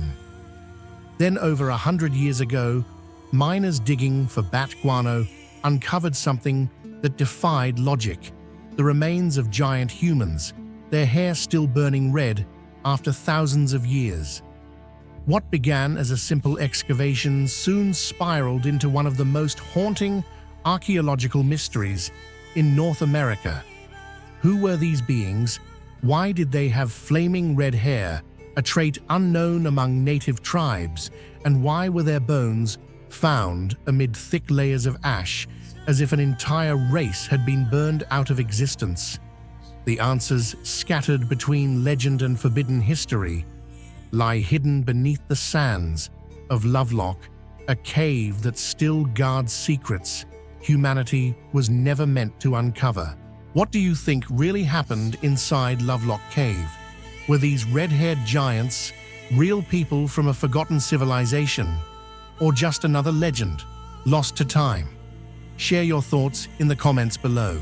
According to the ancient legends of the Paiute people, there once existed a race of giants called Siteka, meaning the eaters of flesh. They were tall, powerful, and most strikingly, had hair as red as fire. The Paiutes told stories of generations-long wars with these beings, describing them as half-human, half-demon creatures who could lift a grown man with one hand and preyed even upon their own kind. Eventually, the Paiute tribes united, drove the Siteka into a cave, and set it ablaze until none survived. Thousands of years later, in 1911, two miners collecting bat guano stumbled upon a strange cache of bones and artifacts inside a deep cave near Lovelock. At first they assumed it was an ancient burial site, but as they dug deeper, the findings grew ever stranger. Oversized skeletons, woven baskets, enormous bows and arrows, seashells from the ocean, and intricately woven fabrics. When archaeologists from the University of California arrived, they catalogued more than 10,000 artifacts, including at least 2 well-preserved mummies, 1 male and 1 female, both standing over 2 meters tall with reddish-brown hair still attached to their skulls. The mystery of the red hair remains the most extraordinary and troubling aspect of the Lovelock discovery. In the parched, oxygen-deprived deserts of Nevada, time should have turned any organic matter to dust, leaving hair brittle and faded to gray. Yet the mummies found within Lovelock Cave defied that law of nature. Their hair glowed with an intense copper-red hue, vibrant even after thousands of years. Early witnesses described it as the color of fire, trapped in stone, a shade so vivid that it could not possibly have belonged to any known Native American population. Scientists later attempted to rationalize it, suggesting melanin oxidation as the cause, a chemical process that can redden dark hair with age. But laboratory comparisons revealed that this explanation could not account for the natural pigmentation and density of true red hair. Under microscopic analysis, the strands displayed properties consistent with genetically red-haired individuals of European descent, an anomaly impossible to reconcile with the region's prehistoric population. Thus, the hair itself became more than a biological remnant. It was a scientific contradiction, whispering of a people who did not fit into any known chapter of American prehistory. Some researchers suggest that the Lovelock mummies may not have belonged to any known Native American culture, but rather to a forgotten race with foreign origins. They argue that the artifacts found inside the cave, finely woven textiles, detailed basketry, and carefully crafted stone tools reveal a technological sophistication that exceeded what local tribes were capable of thousands of years ago. More intriguingly, archaeologists unearthed fossilized seashells and marine materials in a region surrounded by desert over 300 kilometers from the nearest shoreline. This discovery led to speculation that these ancient people may have traveled great distances by water or maintained maritime trade routes connecting them to distant coastal regions. If true, the Lovelock giants could represent the last remnants of an ancient seafaring civilization whose knowledge and identity were erased long before written history began. Beyond the mystery of the red hair, the bones themselves became another source of astonishment and controversy. Reports from the early 1900s described skeletal remains of extraordinary size, femur bones nearly 1 meter long, arm bones thicker than a man's wrist, and rib cages that could not possibly belong to an ordinary human. Several eyewitnesses claimed to have seen massive skulls twice the size of a normal person's, with broad jaws, pronounced brow ridges, and deep-set eye sockets that gave them a strangely non-human appearance. Many of these bones were initially catalogued and sent to various museums for study, yet over time, they seemed to vanish from official records. Researchers attempting to locate them decades later found only vague documentation and missing inventory logs. This inexplicable disappearance has led to persistent rumors of a deliberate cover-up, with some accusing the Smithsonian Institution of hiding any evidence that might challenge the established view of human evolution, a claim that to this day continues to divide historians, archaeologists, and truth-seekers alike. Evidence of fire inside Lovelock Cave also eerily supported the Piaa legend. Archaeologists uncovered 6 meters of ash deposits mixed with burnt bones and charcoal. The cave walls were blackened, suggesting it had once been a massive cremation chamber.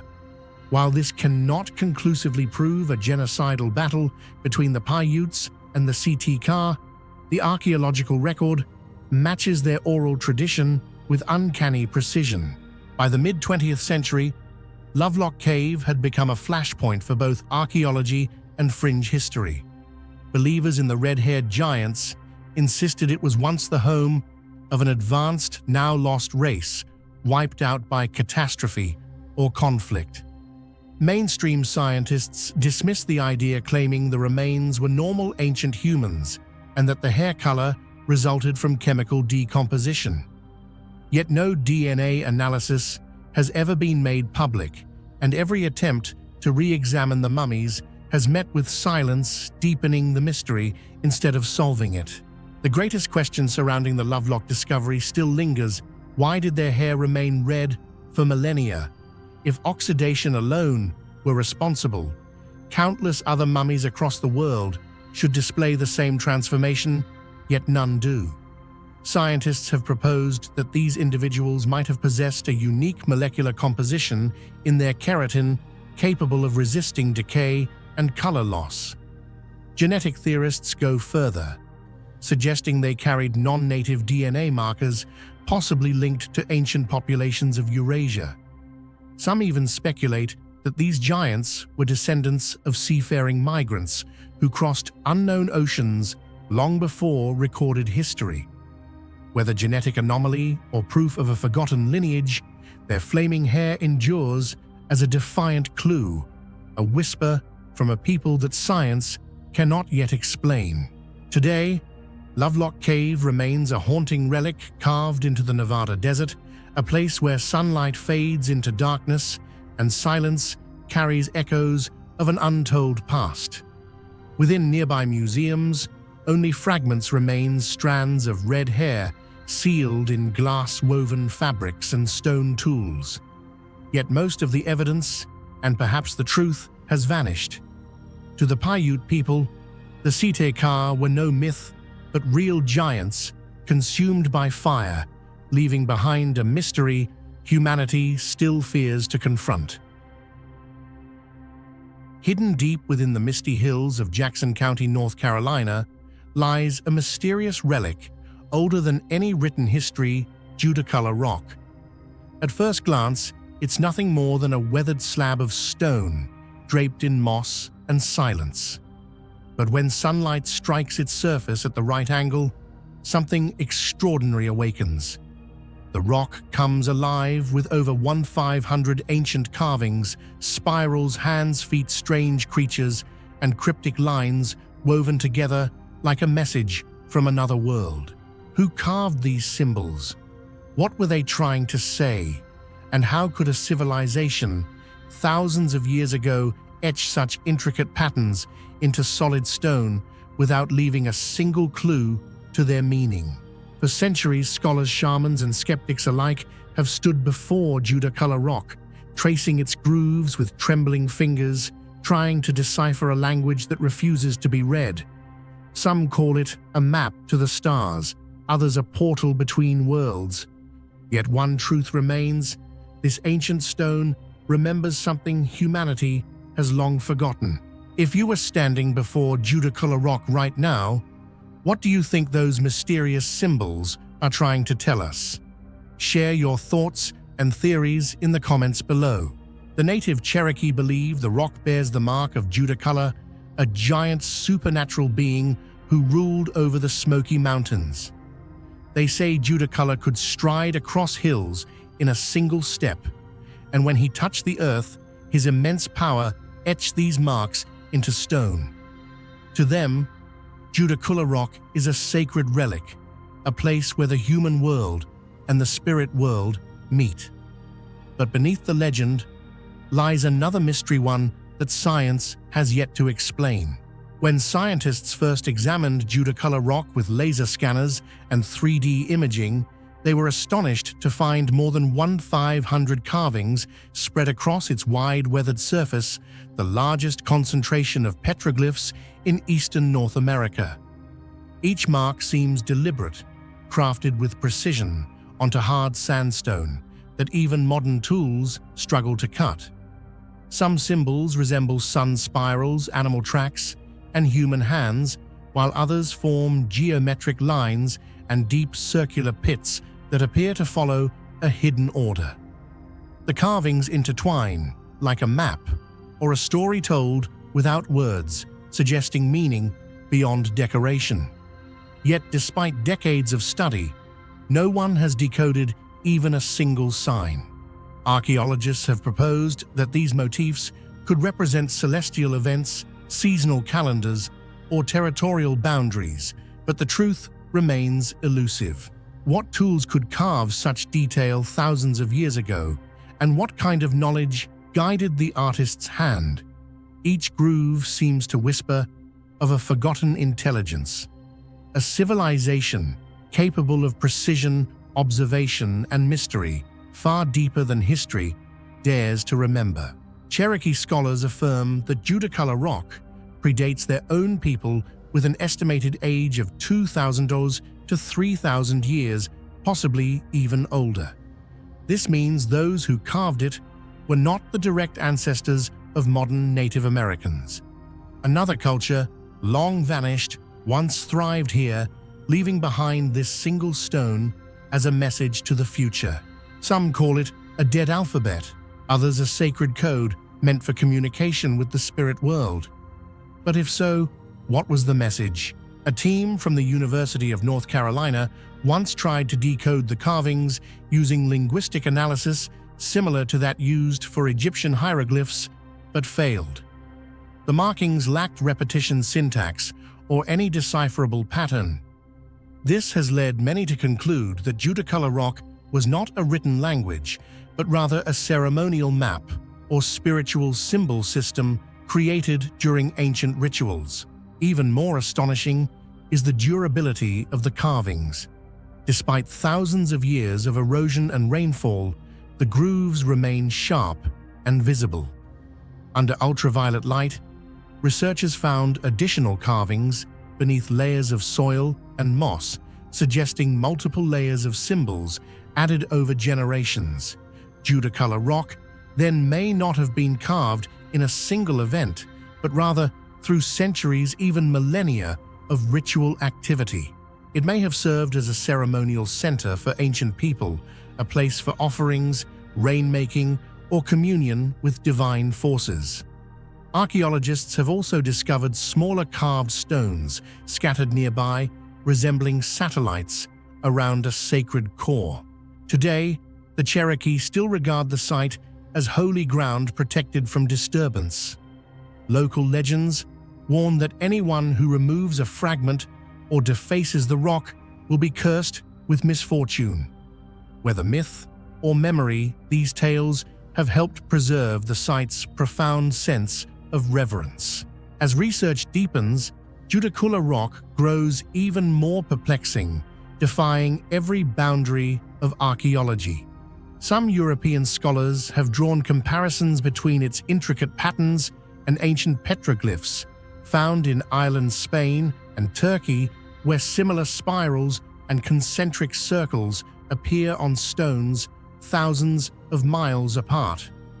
How could cultures separated by oceans share such recognizable motifs?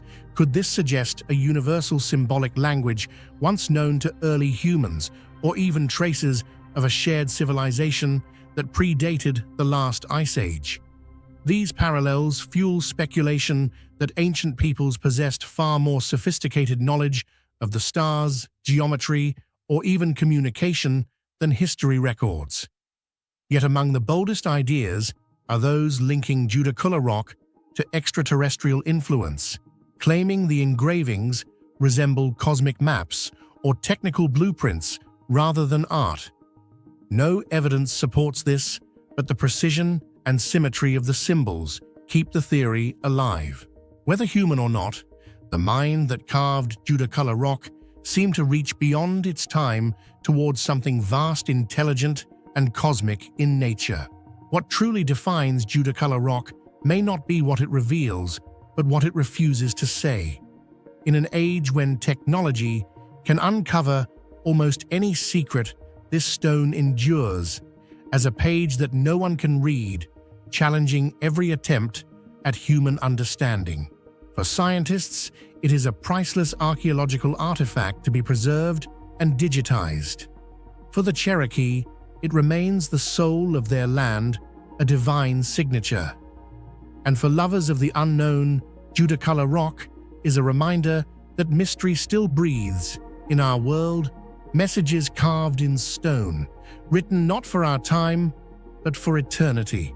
On full moon nights, locals claim the rock glows faintly, not brightly, but with a soft luminescence like dew catching the moonlight. Some swear they've heard distant drumming or whispers in the wind. Is it mere imagination, or Judaculla's way of speaking to us across the gulf of ages? Judaculla Rock remains there in silence, surrounded by forest and mist, a book of stone that no one has yet read. Every carving is a buried story, every symbol a lost language. And until humanity learns to understand it, the rock will continue to stand as one of America's deepest enigmas and one of humanity's most haunting mysteries. Along the banks of the Mississippi River, near the town of Alton, Illinois, once stood a towering limestone cliff overlooking the vast waters below. Upon that cliff, hundreds of years ago, there existed a massive painting, the image of a bizarre creature, part human, part beast, part dragon. The French called it the Piaa bird, the man-eating bird, in the language of the Illiniwek people. Yet what has puzzled archaeologists, historians, and mythologists for centuries is not only its strange form, but the fact that the original painting, the only physical evidence of this creature, has completely disappeared. What do you think of this mystery? Was the Piaa bird merely a myth of the Illiniwek, or the trace of a real creature erased by time and mankind? Share your thoughts in the comments below. In 1673, two French explorers, Jacques Marquette and Louis Joliet, journeying down the Mississippi River, recorded a startling sight. On a high cliff, they saw two painted monsters with deer horns, lion claws, fish scales, and enormous wings. The image was painted in red, black, and green, measuring roughly 30 feet long and 12 feet high, perched at a height nearly impossible to reach by hand. Marquette noted in his journal that the local people feared these beings, believing the creature once flew through the cliffs and devoured men. From that moment, the Piaa bird stepped out of myth and into recorded history. Yet strangely, no one ever saw the exact same image again because the original painting vanished. According to Illiniwek legend, Piaa was once a sacred eagle protector of the tribe against its enemies. But pride and hunger for power consumed it, and it turned against humans. The warriors, led by a hero named Uatoga, finally defeated it with poisoned arrows. The tribe then painted the image of Piaa upon the cliff, both as a memorial of victory and a warning that power always comes with a price. The creature defied natural logic: a human face, deer horns, a lion's body, fish scales, a serpent's tail, and vast eagle wings. It evoked the sacred birds of heaven, the dragons of the east, and the feathered gods of Mesoamerica, such as Quetzalcoatl. This strange combination has led modern scholars to view the Piaa bird as an ancient symbol of balance between good and evil, sky and earth, mankind, and the forces of nature. This is the very heart of the enigma. When quarrymen began mining operations around Alton in the 1840s, 1850s, the cliff that bore the Piaa bird was almost entirely destroyed. Along with it, the legendary artwork, the sole masterpiece of a pre-colonial culture, vanished forever. No one knows exactly when or how it disappeared. Some reports say that workers blew up the cliff with dynamite, scattering the pigments into dust. Others claim that rain, wind, and centuries of erosion simply faded the mineral paints away. Whatever the cause, the result was the same. No one has seen the true Piaa bird since the mid-19th century. Everything we know today comes only from Marquette's sketches and written descriptions, plus a few artistic reconstructions made long afterward. But their accuracy is uncertain.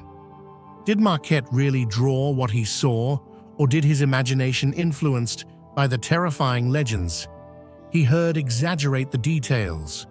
Was the creature truly part human, part animal, or could it have been a ritual design or a celestial symbol misunderstood by outsiders? Some researchers suggest the Piaa bird may not have represented a literal monster at all, but rather a religious or astronomical emblem used in ancient Illiniwek ceremonies. When Europeans recorded it, the meaning was distorted through their own cultural lens. And since the original image no longer exists, every theory remains speculation. From the late 19th century onward, many artists and historians tried to recreate the Piaa bird based on the old accounts. The most famous repainting appeared in 1924 on a nearby cliff facing the Mississippi and has been repainted several times since. However, no two versions look alike. In some, Piaa has a human face. In others, the head of a bird. Sometimes goat-like horns, sometimes the serpentine body of a dragon. No one can say which, if any, resembles the original. This makes Piaa one of America's strangest cultural symbols, a creature that existed in records but not in evidence. A kind of Schrodinger's painting, both real and gone. Its disappearance also exposes a deeper tragedy, the erasure of indigenous history. When industrialization reached the Mississippi Valley, not only the Piaa mural was destroyed, but with it, the sacred landscapes, languages, and rituals of the Illiniwek people.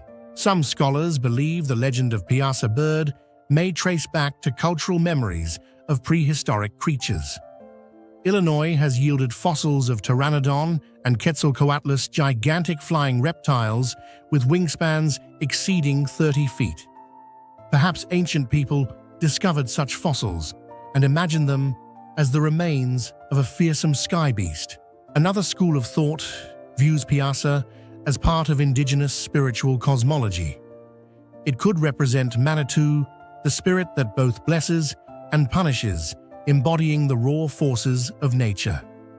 In Illiniwek rituals, the monstrous bird might have symbolized the thunder god, the wind spirit, or divine retribution. Thus, the painting may have served as a sacred marker or pilgrimage site, not mere decoration. Yet because the original painting no longer exists, all interpretations are hypotheses. There are no pigment samples, no photographs, no archaeological traces to date or verify its true purpose. Today, travelers visiting Alton can see a modern reconstruction of the Piaa bird painted on the cliff overlooking the Mississippi. It is not authentic, yet it still evokes that ancient terror and wonder. Glowing eyes, wide wings, talons stretched toward the river below. The new mural is merely a ghost of the legend, a way for modern people to honor what was lost. But paradoxically, its disappearance only deepened the mystery's allure. Had the original painting survived, it might have become just another archaeological site. Yet because it was erased, it turned into a living myth, a void into which imagination endlessly flows. Within that void, we find nostalgia for the past, curiosity for the unknown, and a yearning to touch the sacred that time has taken away. Though the original mural has vanished, its spirit endures in local culture. The city of Alton adopted the Piaa as its official emblem, appearing on schools, sports teams, and even street signs and lampposts. Locals call it the bird that will not die. The phrase carries both historical and philosophical weight. Though erased from stone, the Piaa bird lives on in collective memory. On moonlit nights along the Mississippi, locals say they still hear a cry echoing from the cliffs, the ghostly call of the Piaa bird. Maybe it was born of imagination, maybe a sacred emblem, or perhaps a fading memory of something real. Its vanished painting turns legend into mystery, reminding us that what makes the past hauntingly beautiful is not what survives, but what time has already taken away. Amid the green, rolling hills of southern Ohio lies a form that twists across the land like a giant creature at rest.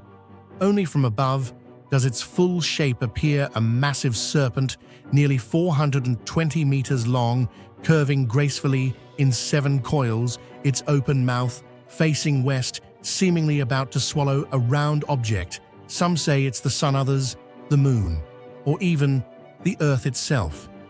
This is the Great Serpent Mound, one of the most profound archaeological enigmas in North America, and perhaps the most sacred earthwork ever left behind by indigenous peoples. From the ground, it's merely a low ridge of earth, about a meter high. But from a bird's eye or a god's eye view, its perfection is astonishing. Every curve flows in precise proportion, forming a rhythm so natural it feels alive, as though ancient hands had composed a symphony of soil and stone to offer to the heavens. When 19th century archaeologists first stumbled upon it, they were awestruck. They called it the most mysterious effigy mound in North America. Unlike other burial mounds, the Serpent Mound contains no human remains, no weapons, no pottery, no trace of daily life, only earth stones and the unmistakable form of a colossal snake. If you were standing above the Great Serpent Mound and saw the enormous snake shape stretching across the land, perfectly aligned with the sun and moon, what would you think it truly represents? A sacred astronomical calendar, a message to the heavens, or a relic from a forgotten civilization? Share your thoughts in the comments below. I'd love to hear your theory. When modern researchers began using satellite imaging and LiDAR scans to study the Great Serpent Mound, they discovered something astonishing. The immense earthwork was not placed at random. Each curve of the serpent aligns with precise celestial events. The open jaws of the serpent face the point on the western horizon where the sun sets during the summer solstice, while its coiled tail points directly to where the sun rises on the winter solstice. The undulating bends in between mark the equinoxes and the moon's extreme northern and southern risings during its 18.6-year cycle. Such precision suggests the builders possessed a sophisticated understanding of astronomy far beyond what was once thought possible for ancient North American cultures. To many scientists, this means the Serpent Mound served as a vast ceremonial observatory, a sacred calendar of earth and sky, much like Stonehenge or the pyramids of Egypt. Yet this revelation raises an even deeper question. How did its creators acquire such cosmic knowledge, and who were they really? The earliest excavations in the late 19th century uncovered artifacts from the Adena culture, which flourished between 1000 and 200 BCE. Thus, the mound was originally credited to the Adena people, a prehistoric society known for their sacred burial earthworks in the Midwest. According to this hypothesis, the Serpent Mound was a religious symbol, a ceremonial site where the Adena honored the spirits of the earth, water, and sky. Yet, in the 1990s, new radiocarbon tests on charcoal within the mound produced an unexpected result around 1070 CE, nearly 1300 years after the Adena era. This date corresponds instead to the Fort Ancient culture, a later indigenous group in Ohio thought to have more complex social structures and cultural links with Mississippian centers such as Cahokia. So who was the true builder? The Adena, the Fort Ancient, or an even older civilization long forgotten? Supporters of the Adena theory point out that burial mounds surrounding the serpent site match the Adena timeline. Moreover, serpents were central in Adena symbolism, representing rebirth, the sun, and the eternal cycle of life. From this view, the Serpent Mound was the spiritual heart of their cosmology, the meeting point between earth and sky, where humans communed with nature itself. But the evidence is inconclusive. No Adena pottery tools or dwellings have been found nearby to confirm their authorship. Others argue that the Fort Ancient people inherited the site and rebuilt the Serpent Mound upon older foundations. The year 1070 CE, the radiocarbon date, coincides with the appearance of Halley's Comet over North America. Some researchers believe the Fort Ancient constructed or restored the mound to commemorate this celestial event, interpreting it as a divine sign. The image of the serpent devouring a sphere could symbolize the comet or the moon blazing across the heavens. Yet once again, there is no direct proof beyond the dated charcoal. Perhaps the Fort Ancient were merely caretakers, repairing a monument that had already stood for millennia. Some researchers and independent scholars have suggested that the Great Serpent Mound might not belong to any known Native American culture, but rather to a lost prehistoric civilization that existed long before recorded history. They argue that the mound's astronomical precision, symbolic complexity, and massive scale surpass the capabilities of both the Adena and Fort Ancient peoples.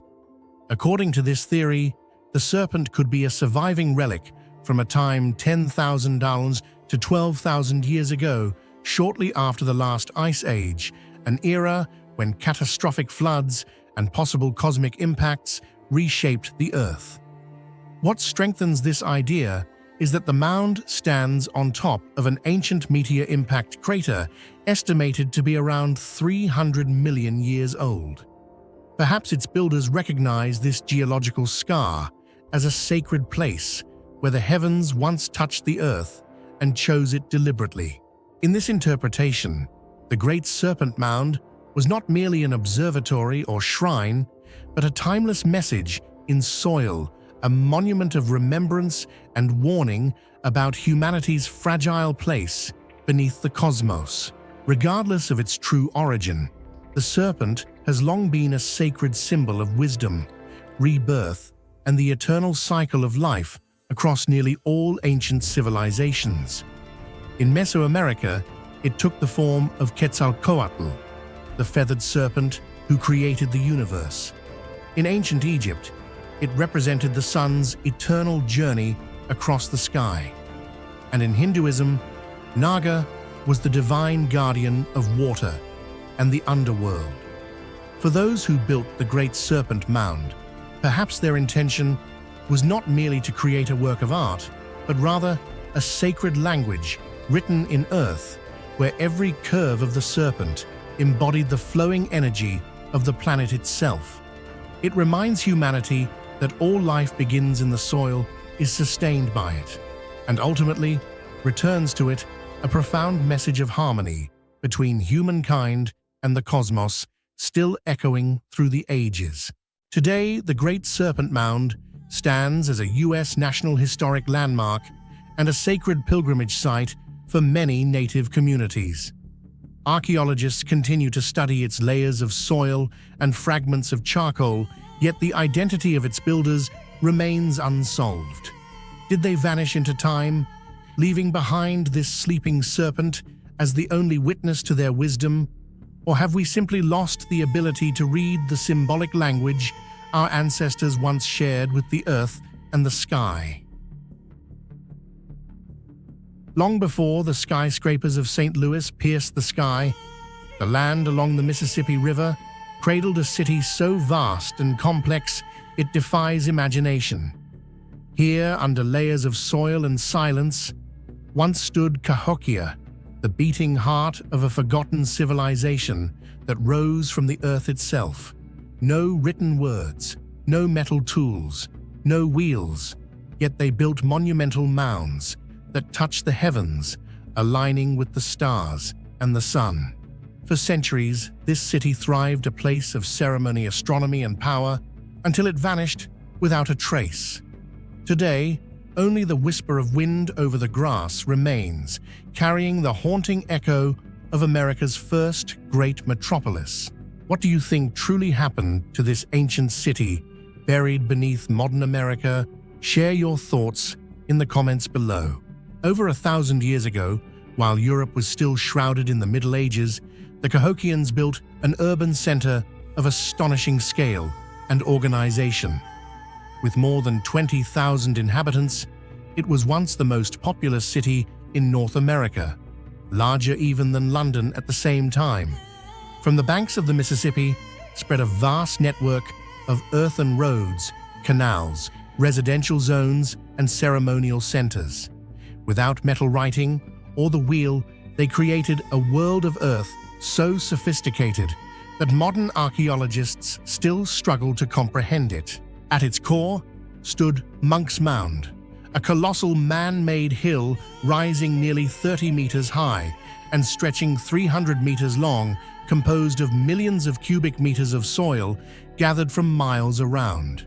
Layer upon layer of compacted earth, carried by hand, by baskets, by wooden spades, a feat that could only have been achieved by thousands of laborers over decades. At its summit, scholars believe stood a temple or palace of the ruling elite where political and religious ceremonies took place. From afar, Cahokia must have looked like a Jerusalem of earth sacred, majestic, and deeply mysterious. To the west of the ancient city, archaeologists discovered an enormous circular structure made entirely of wooden posts, now called Cahokia Woodhenge. Far more than a ring of timbers, it was an astronomical observatory precisely aligned with the rising and setting of the sun during the solstices and equinoxes. Each pole was carefully measured, placed with mathematical accuracy that seems impossible for a civilization without metal or writing. From this circle, priests and astronomers could predict the changing seasons, guiding planting, harvest, and ritual.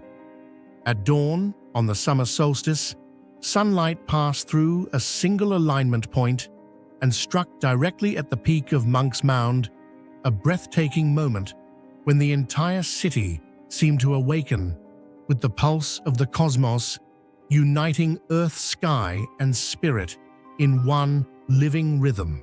Yet behind the order and harmony lay darker secrets. In Mound 72, one of Cahokia's most significant burial sites, archaeologists discovered over 250 skeletons, many of them victims of human sacrifice. Young women were buried alive in mass graves, while at the center lay a powerful leader entombed with treasures of seashells, gemstones, and copper ornaments, symbols of divine power and authority. The scene evokes the blood rituals of the Maya and Aztec far to the south, yet this was the American Midwest. It revealed the complexity and religious hierarchy of a society far more advanced than anyone once believed. Cahokia did not stand alone. Artifacts found there, seashells from the Gulf of Mexico, obsidian from the Rocky Mountains, and stone from the Appalachians, reveal a trade network spanning thousands of kilometers. They exchanged goods, ideas, and perhaps faith. For 3 centuries, Cahokia shone like a star in the ancient American sky, a place where religion, science, and society merged into a mysterious harmony. Then suddenly, everything vanished. Around 1350 CE, Cahokia was completely abandoned. There were no signs of war, no evidence of disease, no record of migration. Within just a few generations, a civilization that once ruled the Mississippi Valley was gone, leaving behind silent mounds swallowed by weeds and time. This remains the greatest mystery of Cahokia, the enigma of its sudden collapse. Modern researchers have long struggled to understand why Cahokia collapsed so suddenly, and one of the most compelling yet incomplete explanations lies in climate catastrophe. Geological and sedimentary studies reveal that during the 14th century, the Mississippi Valley experienced violent environmental swings, years of destructive flooding, when the river overflowed and buried farmlands beneath layers of silt, followed by prolonged droughts that cracked the same soil open. Such cycles would have devastated the city's lifeline, its maize agriculture, causing food shortages, famine, and mass displacement. Yet the mystery deepens. Civilizations throughout history have endured similar hardships and recovered, but Cahokia did not. Why did its people abandon their monumental city instead of adapting? Perhaps the environmental crisis was merely the spark that ignited deeper social and spiritual unraveling beneath the surface of this once great civilization. Some scholars believe that Cahokia's collapse did not come from nature, but from within its own society. As the population grew, rapidly farmland was overexploited. Forests were stripped for building materials, and the environment around the city gradually deteriorated. Signs of instability began to emerge. Large construction projects left unfinished, religious ceremonies interrupted, and many neighborhoods partially abandoned. The ruling elite may have lost control, leading to internal conflict and widespread unrest. Archaeologists have even found traces of hastily built defensive walls, as if the inhabitants were defending themselves from unseen enemies, perhaps rebellions rising from within. Altogether, these clues suggest that Cahokia's downfall was not merely the result of harsh nature, but the consequence of a society collapsing under the weight of its own complexity. But there is another explanation, one more spiritual than scientific. According to some indigenous oral traditions, Cahokia's fall was a deliberate departure, not a disaster. When social harmony broke down, the people believed the spirits of the land and river had grown angry, and they left to restore balance with nature. Legends from the Potawatomi and Osage peoples, distant descendants of the Mississippian culture, speak of a city abandoned to appease the earth. Though symbolic, such tales offer a haunting reflection. Perhaps Cahokia fell not to war or nature, but to the loss of balance between humanity and the world it built. Today, Cahokia Mound's State Historic Site stands as a UNESCO World Heritage Site, yet much of it has been devoured by modern urban sprawl. Beneath the soil around St. Louis lie hundreds of unexcavated structures hidden beneath homes, highways, and factories. A part of this once great city still sleeps, waiting to be rediscovered. The silent mounds of Cahokia are not just relics of a vanished people, they are a mirror reflecting our own future. A society once thriving, organized, and intelligent collapsed within centuries as its environment changed and balance was lost. The story of Cahokia is not merely history, it is a warning.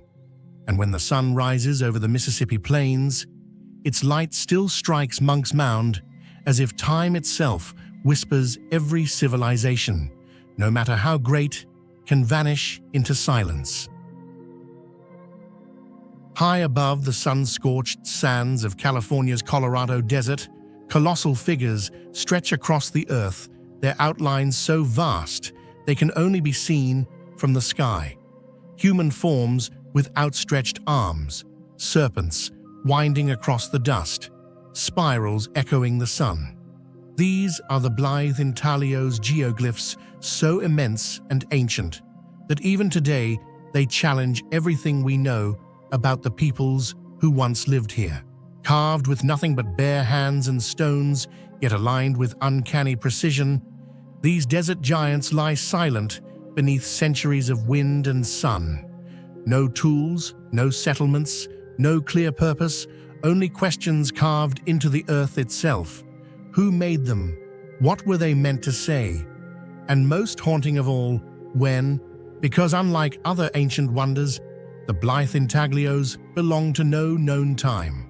They have no date, no era, no traceable origin.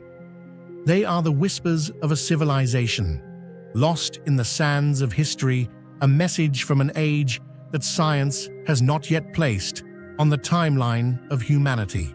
Could the Blythe Intaglios be the work of ancient tribes or traces of a civilization far older than history remembers? Share your thoughts in the comments below.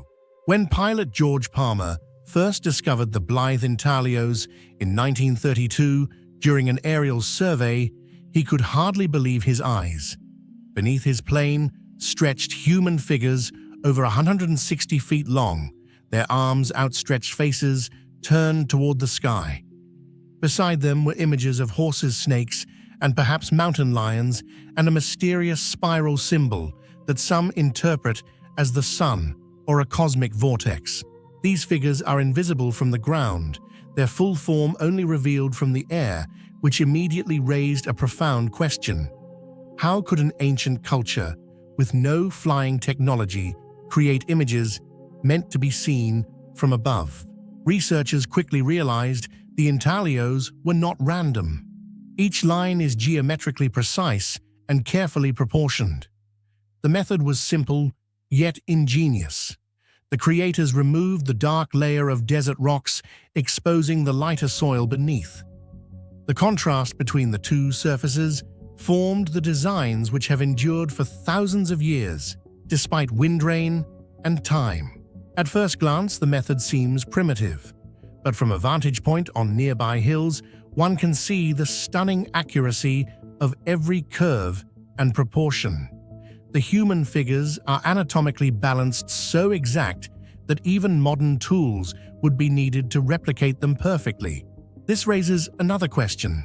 Did these ancient people possess astronomical surveying skills or a way to align by the stars, or were they simply master artisans with a spatial awareness that modern minds can hardly imagine? This is where the true mystery begins.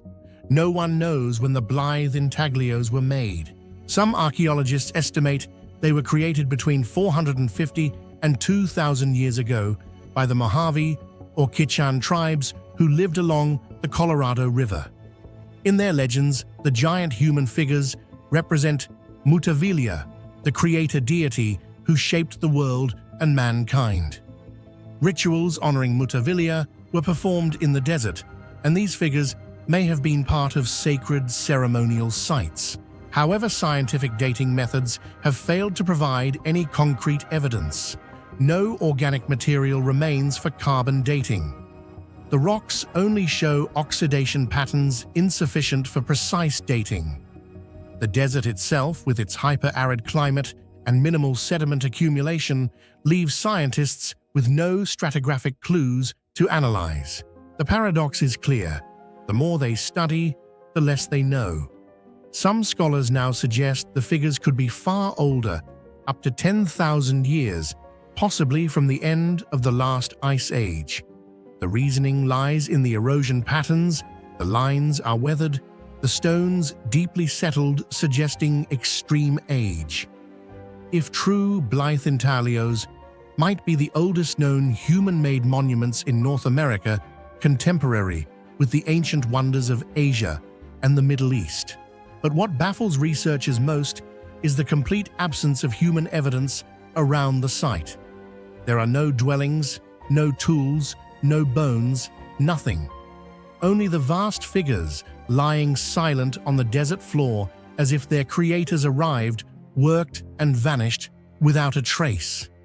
This leads some to believe that the Blythe Intaglios may not just be undated, they may belong to a timeline outside our known history altogether. Through centuries of study, scholars have proposed many theories about the origins of the Blythe Intaglios, yet all remain scattered fragments of an incomplete puzzle. The most widely accepted idea suggests that these massive geoglyphs were created by the Mojave or Quechan peoples about 900 to 1200 years ago. To them, the figures may have represented deities or legendary heroes carved into the earth as part of sacred rituals. However, this theory fails to explain how these immense outlines have survived for millennia, enduring the desert's relentless winds, scorching heat, and the erosion of time itself. A more daring interpretation argues that the Blythe Intaglios did not belong to the native tribes at all. but are in fact the remnants of a forgotten prehistoric civilization, one that might have existed long before the end of the last ice age. According to this view, the figures were not ritual symbols, but astronomical markers, or energetic maps of the Earth, possibly forming part of a global network of ancient geoglyphs that connects Nazca in Peru, Chaco Canyon in New Mexico, and the ancient linear formations found in Australia. And finally comes the most controversial yet fascinating theory that these enormous carvings were created as messages to the heavens, meant for gods or extraterrestrial beings. From the ground, the figures are nearly invisible. Only from above can their full forms be seen. Perhaps the ancients believed that visitors from the sky would view them from above, or perhaps this was their way of communicating with the divine realm, a world beyond human understanding. Whatever the truth may be, the figures remain there, silent yet majestic, a timeless reminder that the past still holds mysteries science has yet to uncover. Whatever their origin, the Colorado Desert itself is what has preserved these figures for so long. Its extreme dryness, rare rainfall, and gentle winds mean erosion happens incredibly slowly. Thousands of years have passed, yet the lines remain crisp as though drawn yesterday. This creates a paradox. They are too ancient to be so intact, yet too well preserved to be recent. Geologists often describe the site as a time trap, a landscape where time itself seems suspended. And that very stillness makes dating nearly impossible. When there is no geological change, time leaves no trace. Today, the Blythe Intaglios are fenced off and protected with signs explaining their significance to visitors and scholars. Yet despite drones' LiDAR scanning and satellite imaging, their age remains a mystery. No one knows how long those giant figures have lain there, who first drew them, or what they were meant to convey. Perhaps the Blythe Intaglios are more than art. Perhaps they are messages from humanity's distant past, expressing our connection to the universe created in an era when humans still believed the sky and the earth were one. When science falls, silent myth speaks. In Mojave tradition, these giant figures are said to be the footprints of gods who once walked the earth, leaving their likenesses behind. The Quechan people tell of them as ancestral spirits guiding souls back to the afterlife. Whether myth or memory, these stories share a profound truth. Time is circular, not linear. Perhaps that is why the Blythe Intaglios, the drawings that defy dating, have become a timeless symbol of human endurance in the memory of the Earth. In the 21st century, when humanity can measure the age of stars and send probes to Mars, we still cannot determine the age of a few carvings on American soil. The Blythe Intaglios remain silent in the desert, standing as a challenge to human understanding.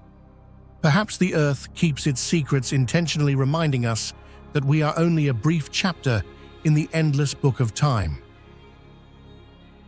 On the quiet afternoon of December 5, 1945, the skies over Florida were calm, a perfect day for routine flight training. At the Naval Air Station in Fort Lauderdale, 5 U.S. Navy TBM Avenger torpedo bombers prepared for navigation exercise number 19. These were sturdy aircraft designed for combat missions over the vast Pacific during World War II. But that day, they were not heading into battle, they were simply going out for practice. No one could have imagined that by nightfall, not one of the 14 men aboard would ever return. And even more disturbingly, the planes sent to find them would vanish as well. This was Flight 19, a name that would become legendary not for glory, but for mystery. What do you think really happened to Flight 19 and the rescue plane that vanished with it? Were they victims of a tragic navigational error, or did something far stranger occur in the heart of the Bermuda Triangle? Share your thoughts and theories down below in the comments. I'd love to hear what you believe. At 2:10 p.m., Flight 19 took off from Fort Lauderdale, heading east over the Atlantic. The squadron was led by Lieutenant Charles C. Taylor, a veteran pilot and instructor with over 2,500 flying hours. The mission was simple: fly east to the Bahamas, then north, and finally back west to base a triangular route of about 300 miles. It should have taken only a few hours. For the first part of the journey, everything went according to plan. The sun reflected off the calm ocean, and radio contact remained clear. But as the planes approached the second leg of their route, Taylor's voice came through the radio, confused and uncertain. "Something is wrong. Both my compasses are out. I don't know where we are." Soon, the calm training flight descended into chaos. The crew's magnetic compasses began spinning wildly, and visibility dropped as clouds rolled in. Taylor, convinced they were flying over the Florida Keys, ordered the squadron to head northeast, but in truth, they were already far out over the open Atlantic. Every mile they flew carried them deeper into the void. At 3:45 p.m., a distress call was received. "We can't tell where we are." Everything looked strange, even the ocean. Other pilots in the group begged Taylor to turn west toward land, but he refused, believing they would end up in the Gulf of Mexico. Base Control tried desperately to guide them home, transmitting coordinates and instructions, but communication was fading. The pilots' voices crackled through static, sometimes clear, sometimes completely gone. As daylight faded, the ocean below turned black. Fuel was running low. The final words from Flight 19, heard around 6:20 p.m., were chilling. "We'll have to ditch unless landfall, when the first plane's down to 10 gallons. We all go down together." Then silence. The world would never hear from them again. When the distress calls ceased, the Navy immediately launched a massive search operation. Within minutes, 2 PBM Mariner rescue planes were dispatched from the nearby Banana River Naval Air Station. These were large seaplanes, designed for long-range patrol, each one carrying fuel life rafts and a crew of 13. One of them, PBM-5 Mariner Buno 59225, lifted off at around 7:30 p.m., flying toward the last known location of Flight 19.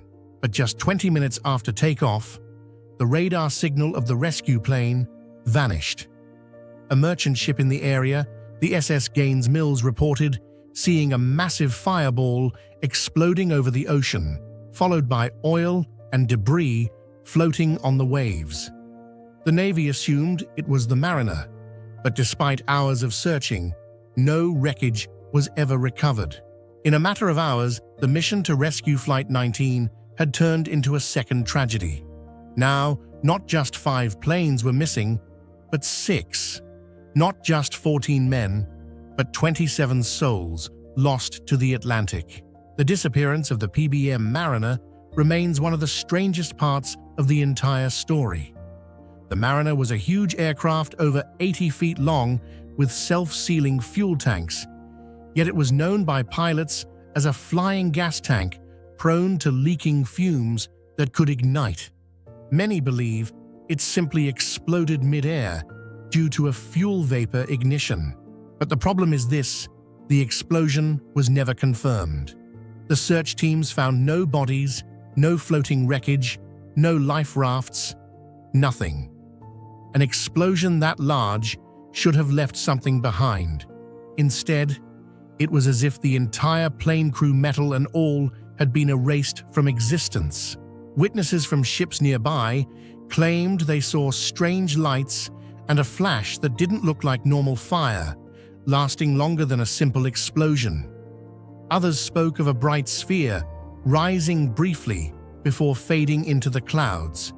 Whether these accounts were real or exaggerated, they fueled decades of speculation. How could 2 separate aircraft from 2 different missions disappear in the same region within hours, leaving behind no trace at all. In the months that followed, the US Navy conducted one of the largest search operations in its history, covering over 200,000 square miles of ocean. Dozens of ships and hundreds of planes scanned the waters off Florida and the Bahamas. But every effort ended the same way, empty-handed. The case became the foundation of what we now call the Bermuda Triangle, a mysterious zone, roughly bounded by Florida, Bermuda, and Puerto Rico. Since Flight 19, more than 100 planes and ships have reportedly vanished there under unexplained circumstances. Scientists offered rational explanations, magnetic anomalies that confuse compasses, methane gas, eruptions from the seafloor causing engines to fail, or sudden tropical squalls that could have overwhelmed even trained pilots. But none of these theories could explain the complete absence of wreckage, especially from the Mariner, which should have left behind metal fragments or oil slicks. The Navy's final investigation declared the cause as pilot error and disorientation. They believed Taylor became lost, mistook his position, and led his men out to sea until their fuel ran out. As for the rescue plane, it was labeled accidental explosion during flight. Yet even within the Navy, not everyone was convinced. Some officers questioned how both incidents could happen within the same few hours in the same region without a single piece of debris recovered. Others noted that Taylor had requested not to fly that day, claiming he was still recovering from exhaustion. If he was disoriented or ill, perhaps his judgment was impaired, but that still doesn't explain why radio contact degraded so suddenly or why compasses failed simultaneously across multiple planes. Years later, declassified records revealed that Taylor's transmission logs contained missing segments cut from the final report. Why were parts of the communication redacted? What did those final words contain that the public wasn't meant to hear? The tragedy of Flight 19 and the Mariner spawned countless theories. Some believe electromagnetic disturbances in the region caused their instruments to malfunction and communication to fail. Others suggest rogue waves, massive sudden walls of water, could have engulfed the planes after ditching. More imaginative theories propose time distortions, portals, or even extraterrestrial abductions, ideas that might sound fantastical yet persist because no evidence has ever disproved them. What we do know is chilling enough: 2 squadrons of aircraft vanished from modern radar-covered airspace without a trace, and every attempt to find them failed. The sea, calm and endless, has kept their secret ever since. Nearly 80 years later, Flight 19 remains one of aviation's greatest mysteries.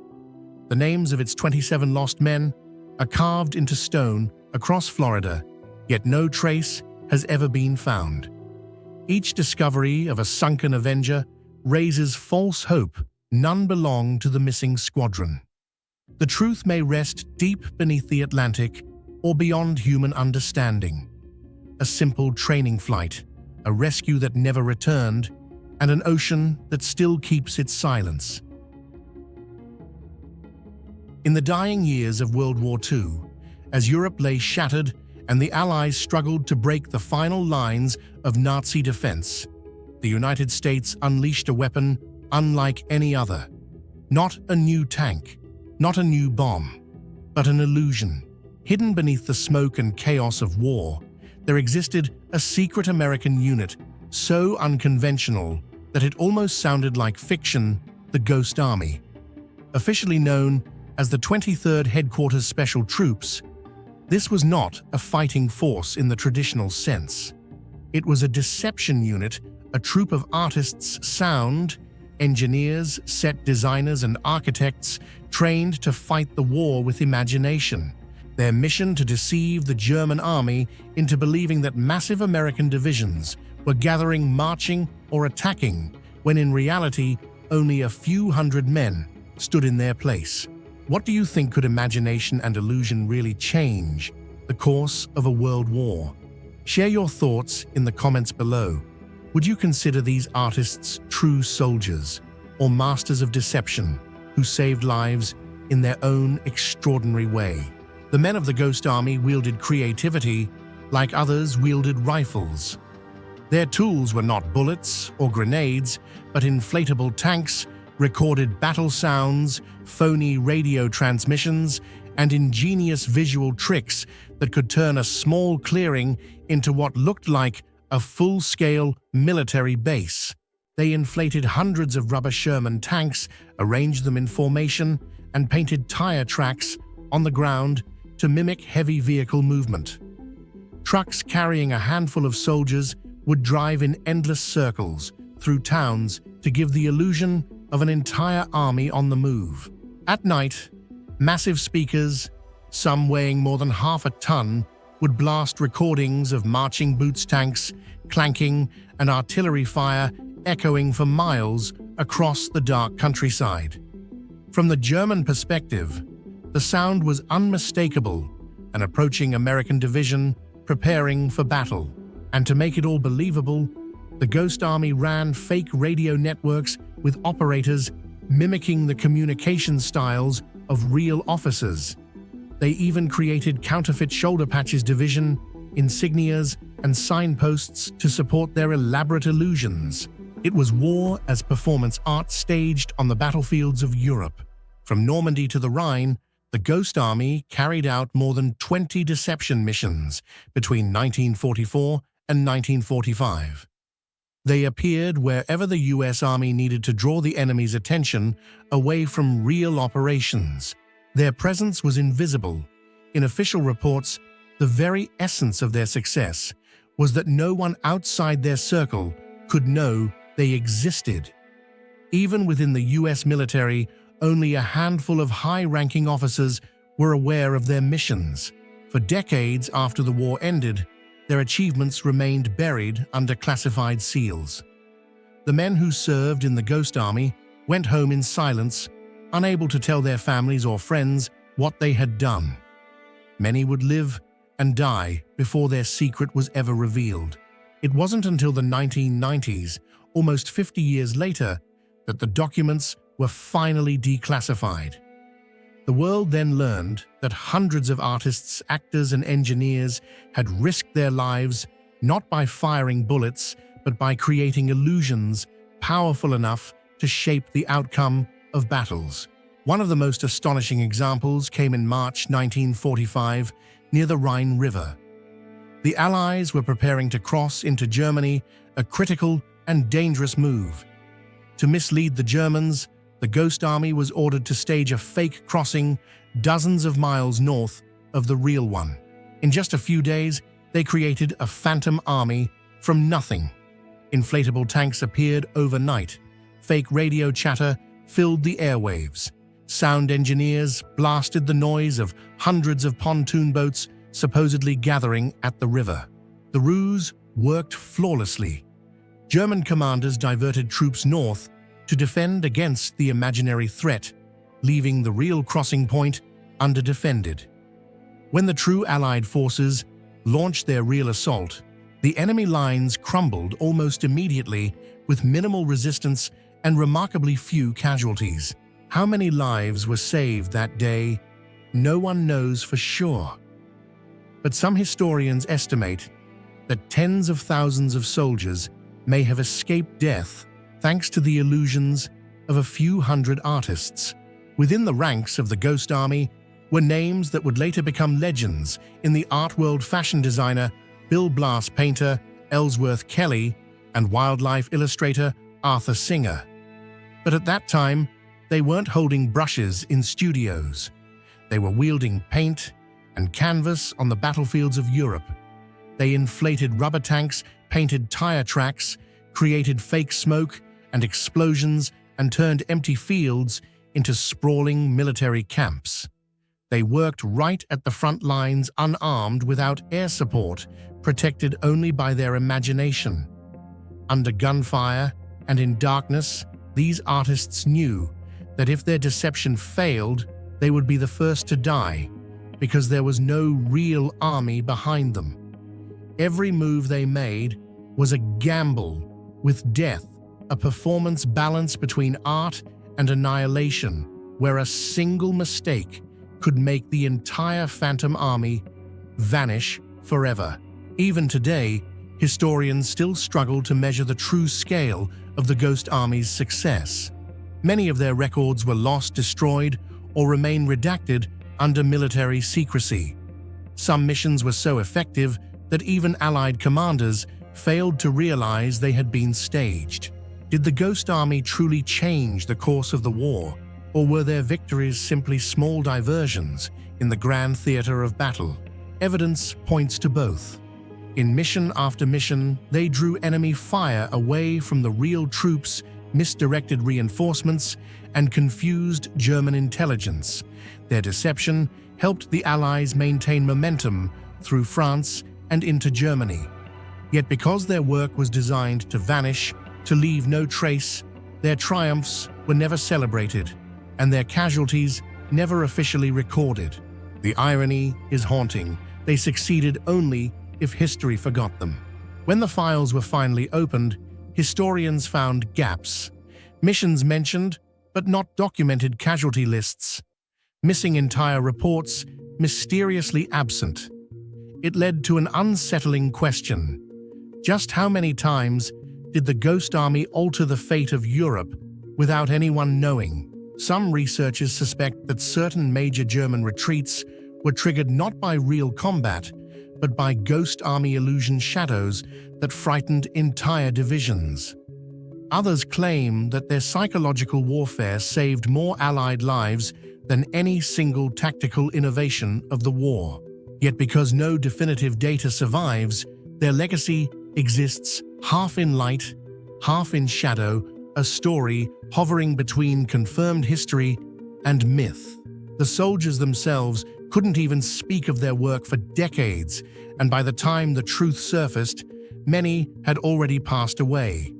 The ones who remained rarely spoke in terms of heroism. They saw themselves as artists who painted with sound and light, performing a play whose audience was the enemy. Perhaps the most profound truth about the Ghost Army is that it represented a different kind of warfare, one where intelligence and creativity replaced violence. They showed that deception, when used with precision, could save lives rather than take them. Their missions blurred the line between soldier and illusionist, between artist and warrior. They proved that war, terrible as it is, still holds space for imagination, and that sometimes the greatest victories are those that leave no corpses behind. The Ghost Army remains one of World War II's most extraordinary secrets, a band of artists who fought tyranny with illusions, not weapons. In 2022, the US Congress finally honored them with the Congressional Gold Medal nearly 80 years late. Yet mysteries linger. How many missions did they stage? How many lives did they save? And how deeply did their illusions alter history? We may never know. But when the guns fell silent, echoes of phantom tanks and whispered laughter proved they won with brilliance, not bullets. In the cold and turbulent waters of the North Atlantic during World War II, hundreds of German U-boats prowled beneath the waves. They were the unseen predators of the ocean, silent, deadly, and feared by every Allied convoy that dared to cross those dark waters. But among all of them, one name stood above the rest. U-47, commanded by Captain Lieutenant Günther Prien, the man once celebrated across Germany as the Bull of Scapa Flow. His exploits made him a legend. His disappearance turned him into a ghost. What do you think really happened to U-47? Was it destroyed in battle, lost to a tragic malfunction, or did something far more mysterious occur beneath the Atlantic waves? Share your thoughts in the comments below.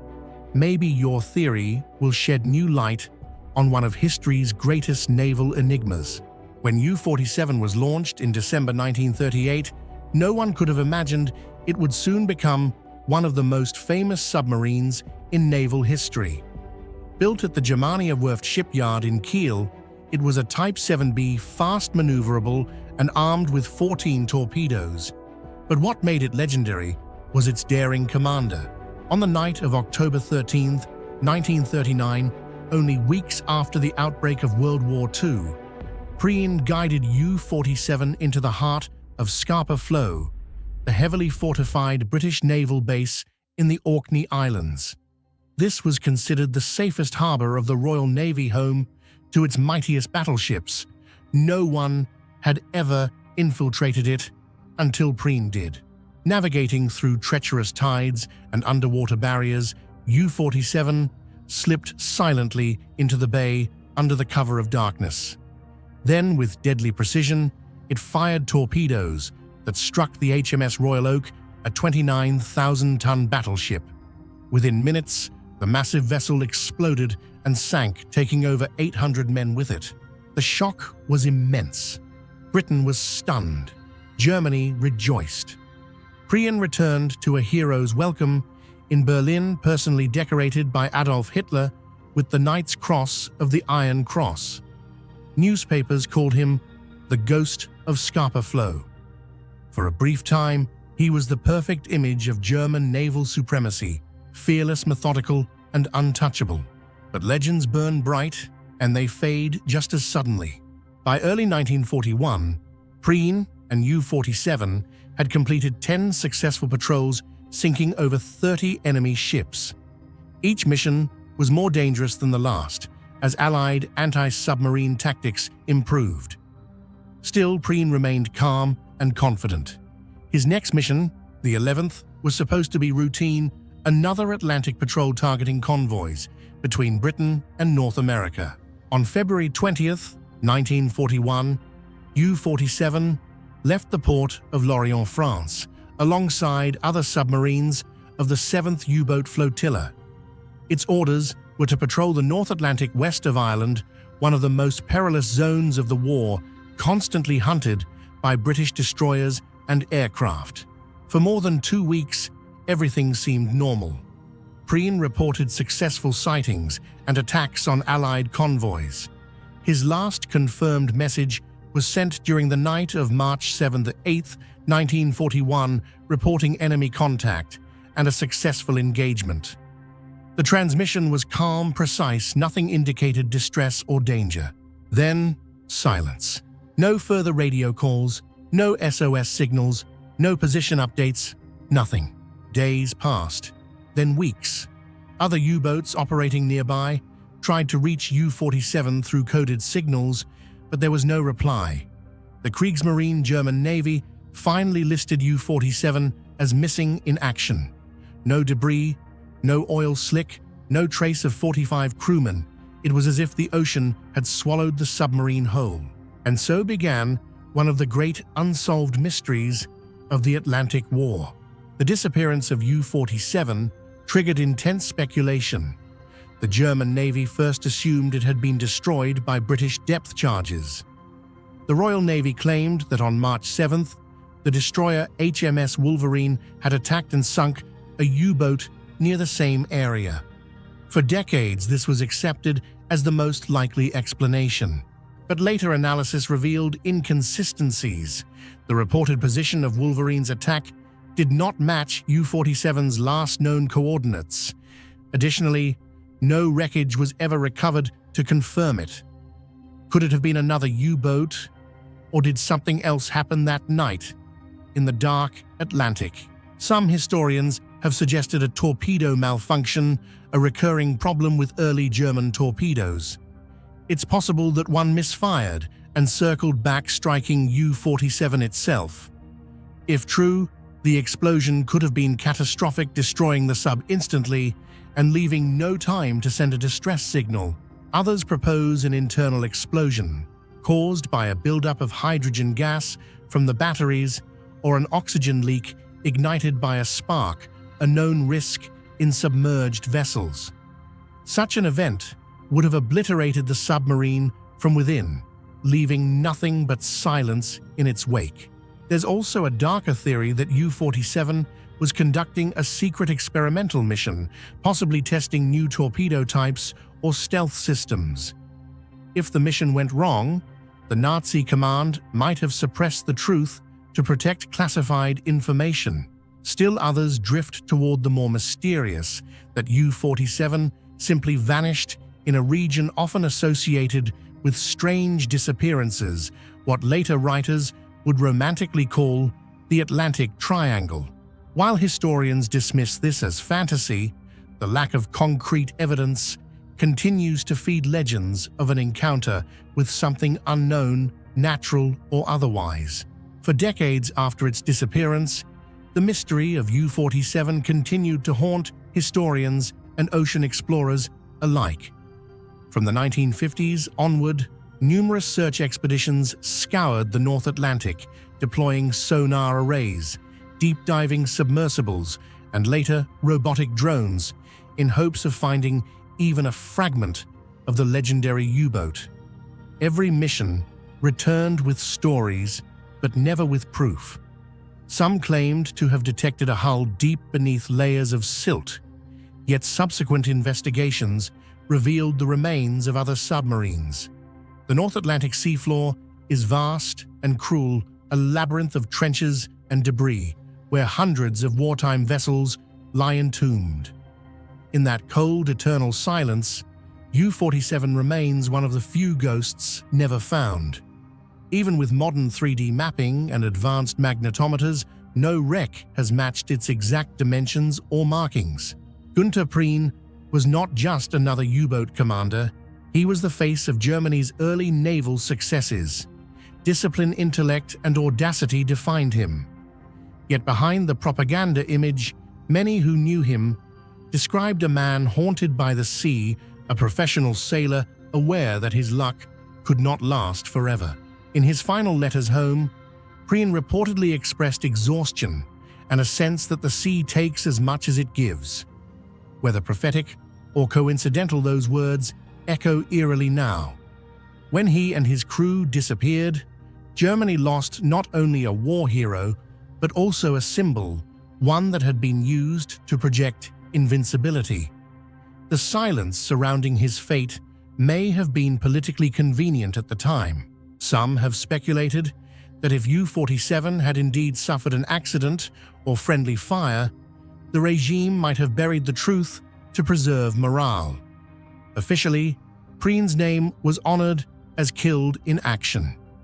Unofficially, questions lingered, even among his fellow officers. More than 80 years later, U-47 remains a haunting name in naval history, a symbol of both courage and mystery. It embodies the unseen dangers of submarine warfare and the fragility of those who fought beneath the waves. Books, films, and documentaries still retell its story as legend, as ghost, as tragedy. Historians call it an unsolved case, storytellers a perfect myth. Even today, each sonar echo over the Atlantic carries one quiet hope that someday the sea will return what it once claimed. Somewhere beneath the cold Atlantic, the twisted remains of U-47 may still lie, a silent relic of a world at war. No one knows what ended it: enemy attack, malfunction, or a secret buried forever. The ocean remembers everything, but reveals nothing. Thus, U-47's story lives on, not of victory or defeat, but of disappearance. A vessel that defied the impossible simply vanished. Was it human error, the sea's wrath, or something more mysterious? Only the vast eternal Atlantic holds the answer. The last message was sent. Then there was silence. In the black and white world of 1941, when Canada was still reeling from the turmoil of World War II, a single photograph would one day ignite one of the strangest debates in modern history, a debate about whether time travel might not just be the stuff of science fiction. The image was taken at the reopening ceremony of the South Fork Bridge in British Columbia, capturing a crowd of citizens gathered proudly to celebrate a moment of reconstruction during wartime. At first glance, it looked like any ordinary photograph of the 1940s: men in suits and hats, women in dresses, and a small-town spirit of optimism amidst global uncertainty. But then there was him. Standing slightly to the right of the crowd, half in shadow and half in light, was a man who looked as though he had no business being there, a figure whose presence defied the very decade in which he stood. He wore a modern cardigan sweater, a graphic t-shirt, and wraparound sunglasses that seemed to belong to a surfer from the 1990s rather than a Canadian citizen in 1941. In his hands, he appeared to hold a compact camera, the kind you might find at a tourist shop in the late 20th century. Every detail about him, his clothing, his accessories, even his demeanor felt wrong, as if someone had accidentally stepped out of a different century and into a photograph that wasn't supposed to include him. This mysterious figure would later be known around the world as the Time Traveler of 1941, or more colloquially, the Hipster Time Traveler. And as the photograph resurfaced decades later, digitized and analyzed by countless amateur sleuths and historians alike, it raised a question that refuses to die. Was this man truly from another time? What do you think about the mysterious man in this 1941 photo? Was he just someone dressed unusually for his time, or truly a time traveler accidentally captured during World War II? Share your thoughts in the comments below. Among the crowd dressed in conservative wartime clothing, the stranger stands out in almost every conceivable way. The men around him wear suits, ties, and felt hats, the uniform of an era defined by formality. Yet this man's appearance looks shockingly modern. His cardigan is patterned like something from the post-war 1960s. His shirt bears a printed emblem, a detail virtually unseen in the early 1940s when t-shirts were considered undergarments, not outerwear. His sunglasses curve sleekly around his face, more akin to modern sports eyewear than anything available to the public in that decade. There is a confidence in his posture too, a casual stance that doesn't fit the disciplined atmosphere of the 1940s crowd. He seems detached from the moment, more like an observer than a participant, as though he knows something no one else there does. It's this contrast, so subtle yet undeniable, that gives the photo its haunting power. The crowd is frozen in time, and so is he, yet somehow he feels like an intruder from a timeline not yet written. The 1941 time traveler photograph has been confirmed by experts to be completely authentic, showing no signs of alteration. It was taken with a traditional film camera decades before the world ever knew Photoshop or digital editing tools. The photo is preserved and displayed at the Brelorne Pioneer Museum in British Columbia as part of a local historical collection. When analyzed by imaging and forensic specialists, the results showed that all physical factors were consistent. The lighting, shadows, angles, and body proportions all matched the surrounding environment. There was no indication that the man had been inserted afterward. He was truly standing there amid the 1941 crowd like a misplaced fragment in the perfect picture of the past. And it is precisely this undeniable authenticity that deepens the mystery. If he wasn't the product of manipulation, then who was he and why was he there? When the photo gained widespread attention in the early 2000s, online communities exploded with theories. Some suggested he was a war correspondent or inventor who had access to experimental technology. Others believed he was a time traveler accidentally caught in the past during a journey through history. The hipster label stuck partly because of his style, partly because it captured the absurdity of seeing someone so modern in a world so old-fashioned.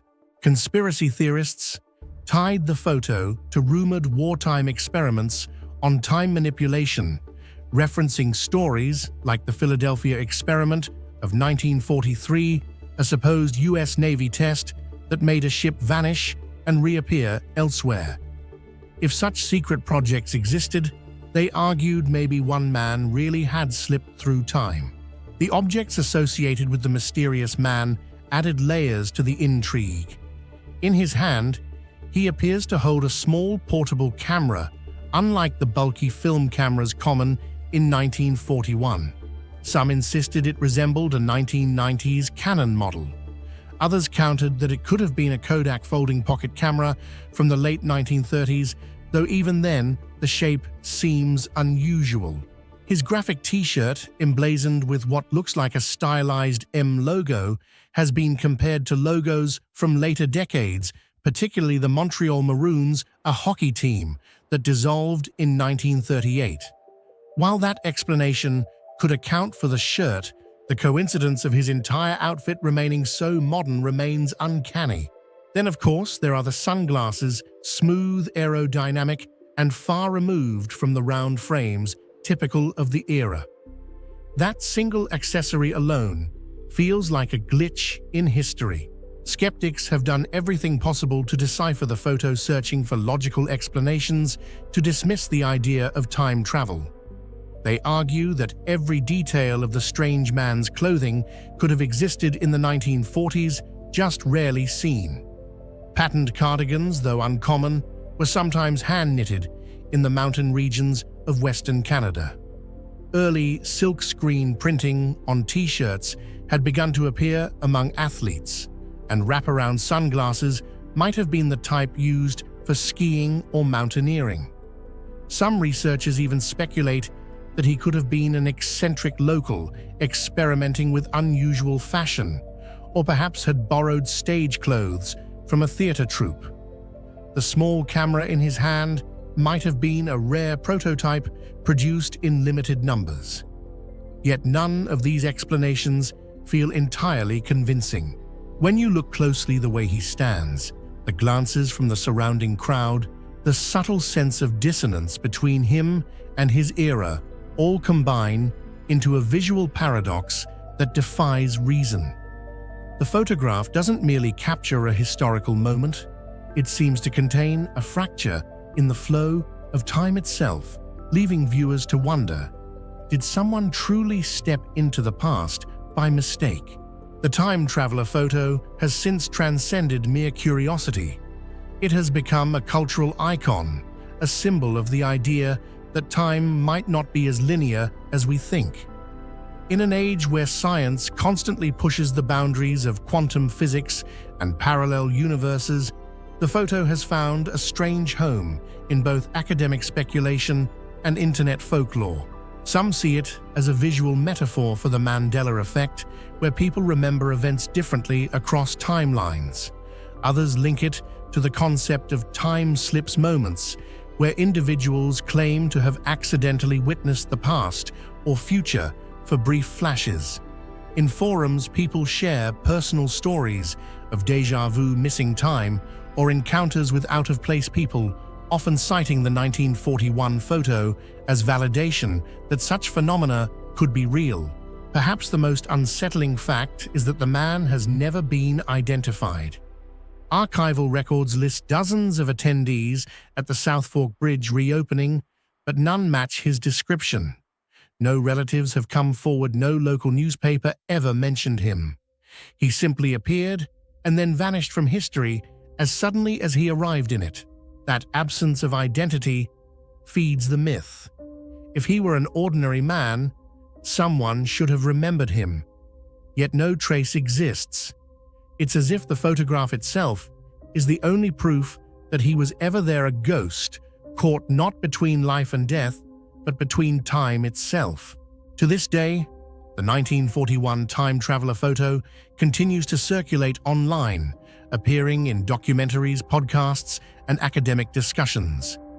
It has inspired countless works of fiction and art, yet the mystery remains unsolved.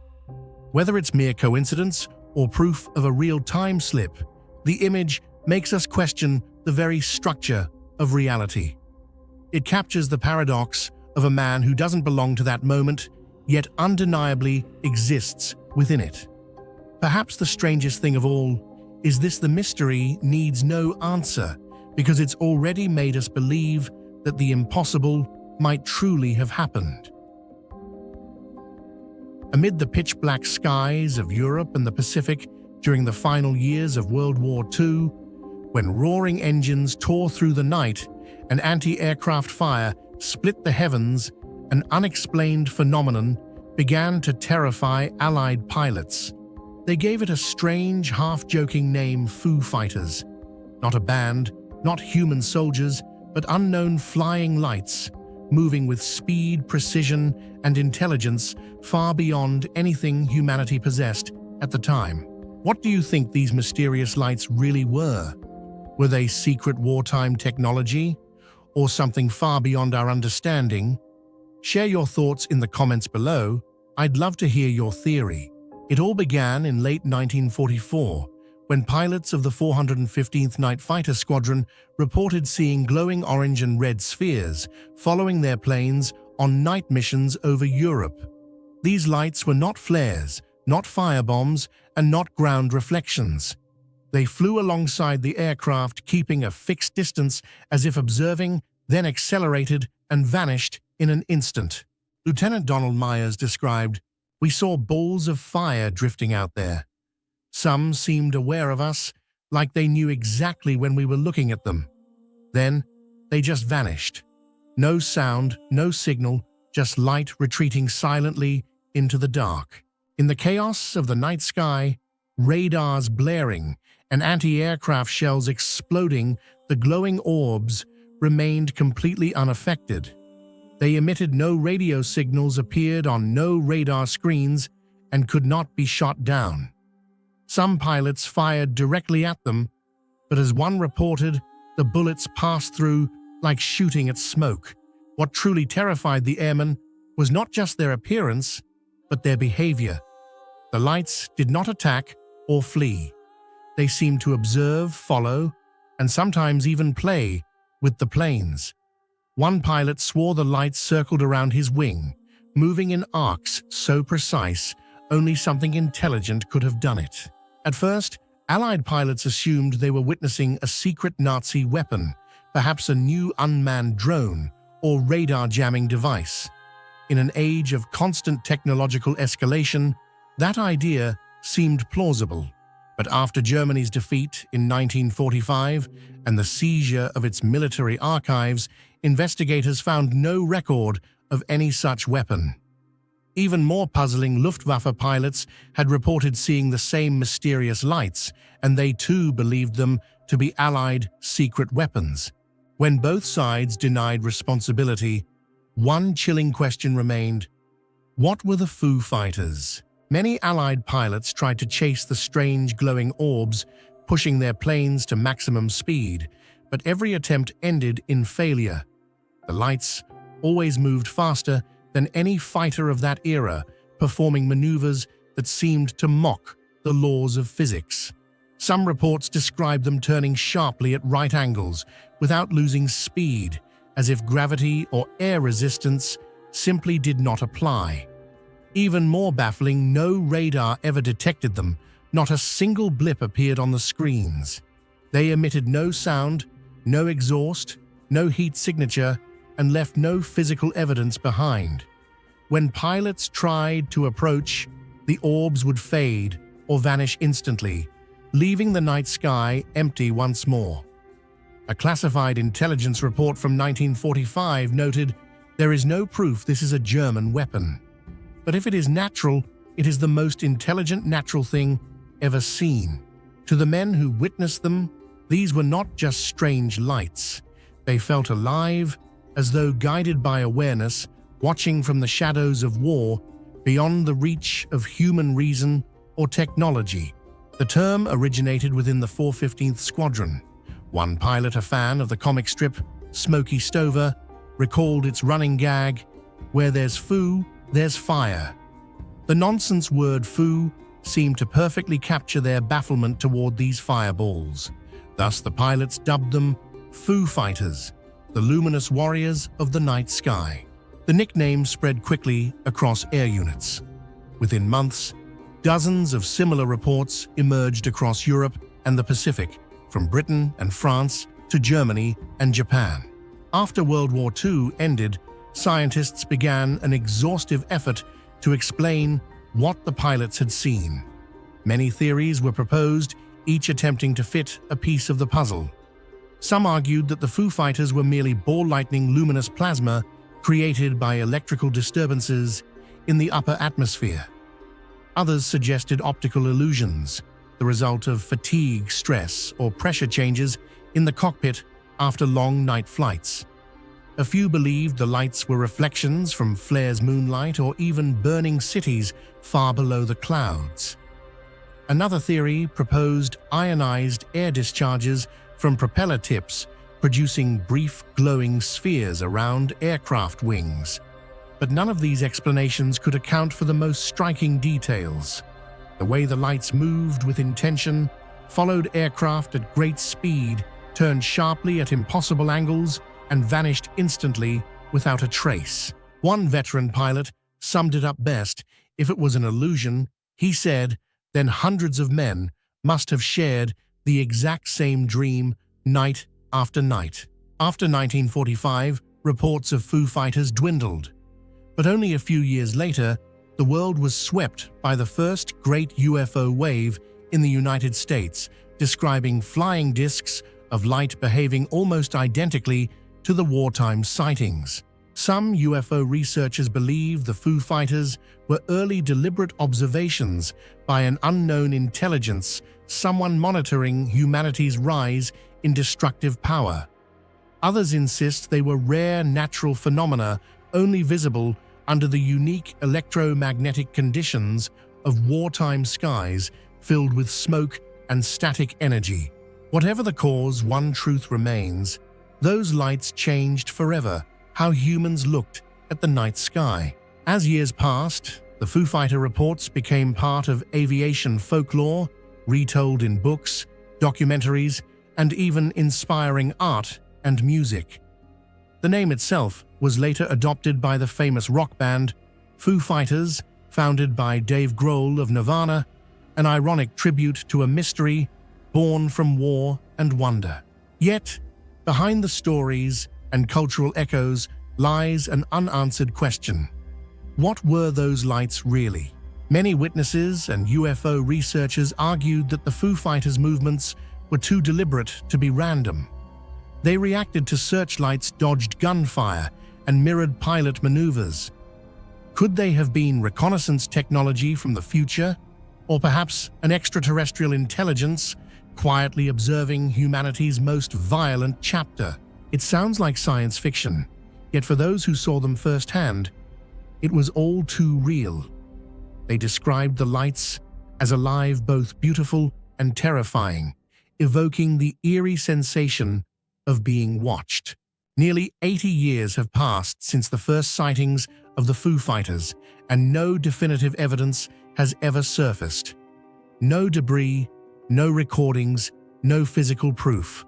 Only scattered mission reports, trembling entries in pilot journals, and hundreds of unanswered questions. Perhaps the Foo Fighters were simply a misunderstood natural event. Or perhaps they were the first message humanity ever received, one it was never able to decipher. In the summer of 1915, the sun over Gallipoli was merciless. The dust, the flies, the smell of gunpowder, all of it mixed into the suffocating chaos of one of World War I's most brutal campaigns. The British forces, along with troops from Australia and New Zealand, had landed on the Turkish peninsula to break through the Ottoman lines. But what happened there on August 12, 1915, would become one of the strangest mysteries in modern military history: the complete disappearance of an entire battalion, the 5th Battalion of the Norfolk Regiment. What do you think really happened to the 5th Norfolk Battalion that day? Were they lost to enemy fire, swallowed by the land, or taken by something far beyond our understanding? Share your thoughts and theories in the comments below. I'd love to hear what you believe happened on that strange August afternoon. They were known as the Sandringham Company, a proud group of men from Norfolk, many of whom worked on the royal estate of King George V. Their commander, Lieutenant Colonel Sir Horace Proctor Beauchamp, was a man of discipline and faith, trusted by his men and respected by his peers. That morning, they received a simple, clear order to advance through the dry, hilly terrain toward a line of enemy trenches near a place known as Anafarta. At first, everything seemed ordinary for the horrors of war. The men lined up, their bayonets glinting under the burning Turkish sun. The order was given. The whistles blew. They began to move forward through the shimmering heat. What happened next, however, defied every rule of battle, every logic of warfare, and every record of reason. As the 5th Norfolk advanced, they were seen marching steadily into a low-lying mist, or cloud, that had formed across the valley. The morning had been clear, and there was no sign of fog or smoke in the surrounding hills. Yet this particular patch of haze, witnesses said, hung close to the ground, dense, white, and unmoving, as though it had a will of its own. The men continued into it one by one, company by company, until the last of them vanished from sight. From a ridge some distance away, soldiers of the New Zealand Field Company were watching the scene unfold. They later swore that they saw the Norfolk men enter the strange cloud and never come out again. The mist lingered for a short while, then slowly drifted upward into the sky and dissolved. When it cleared, the battlefield was empty. The Norfolk battalion had disappeared.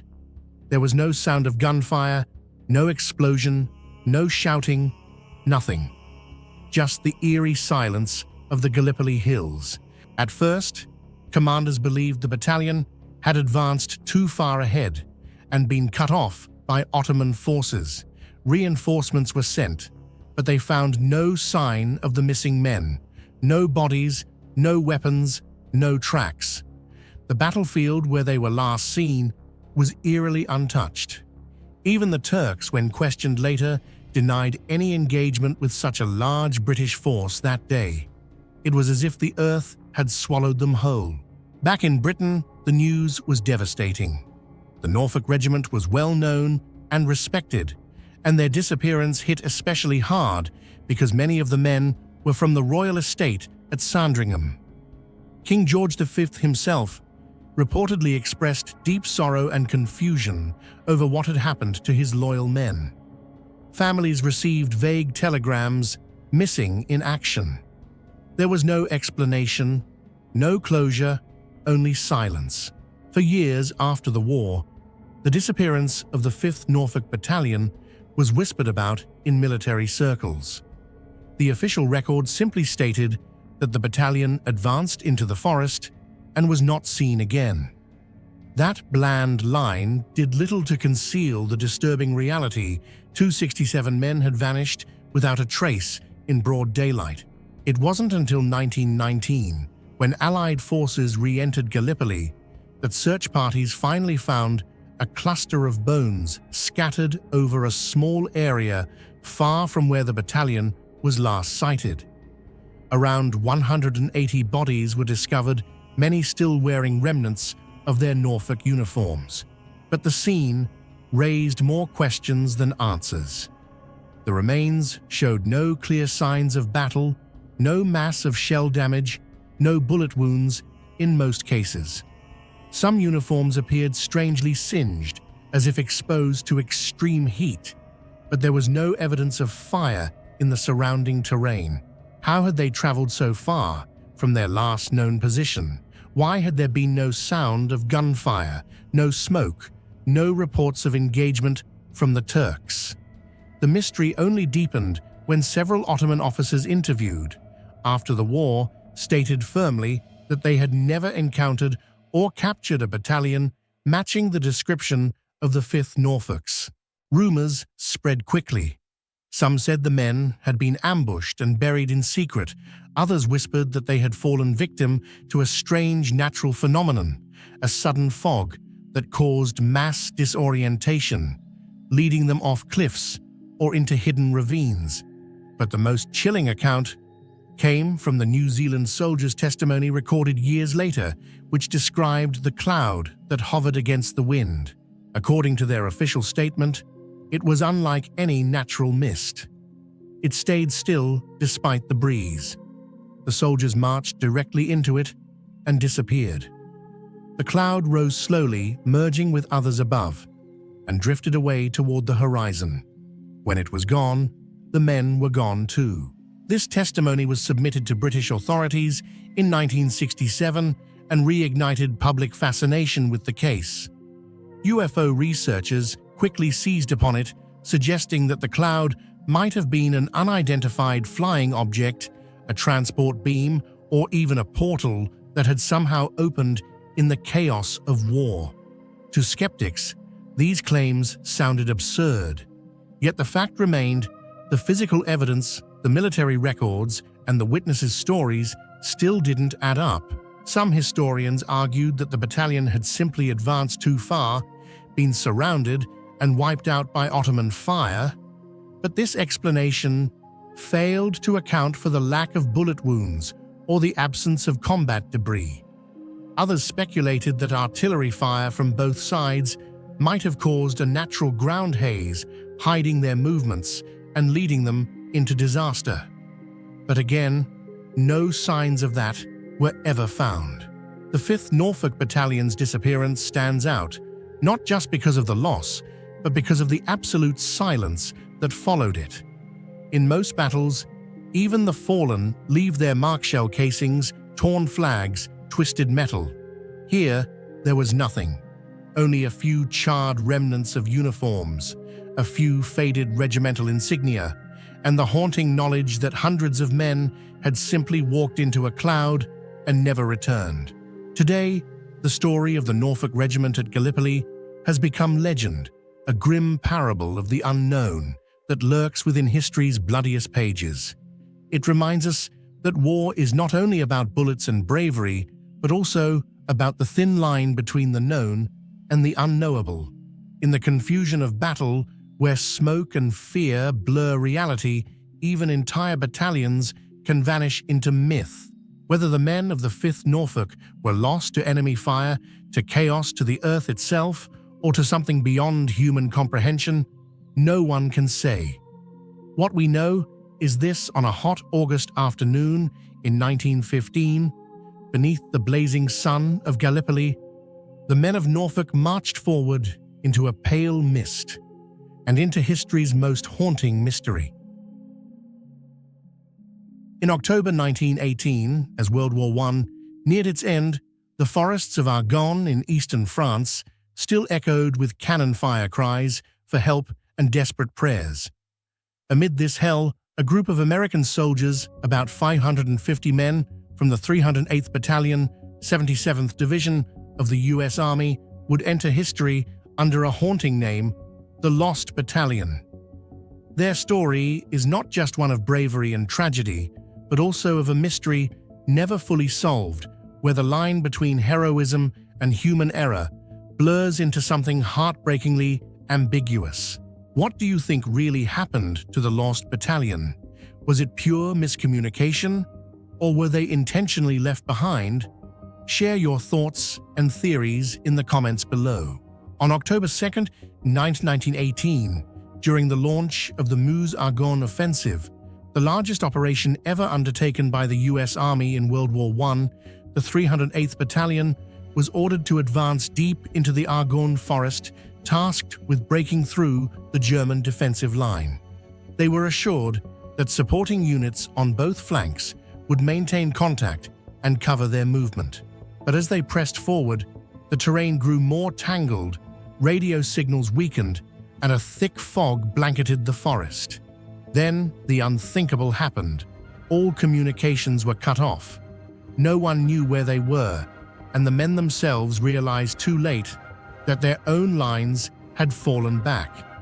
Within hours, The Americans understood they had been left stranded behind enemy lines with no reinforcements, no supplies, and no escape route.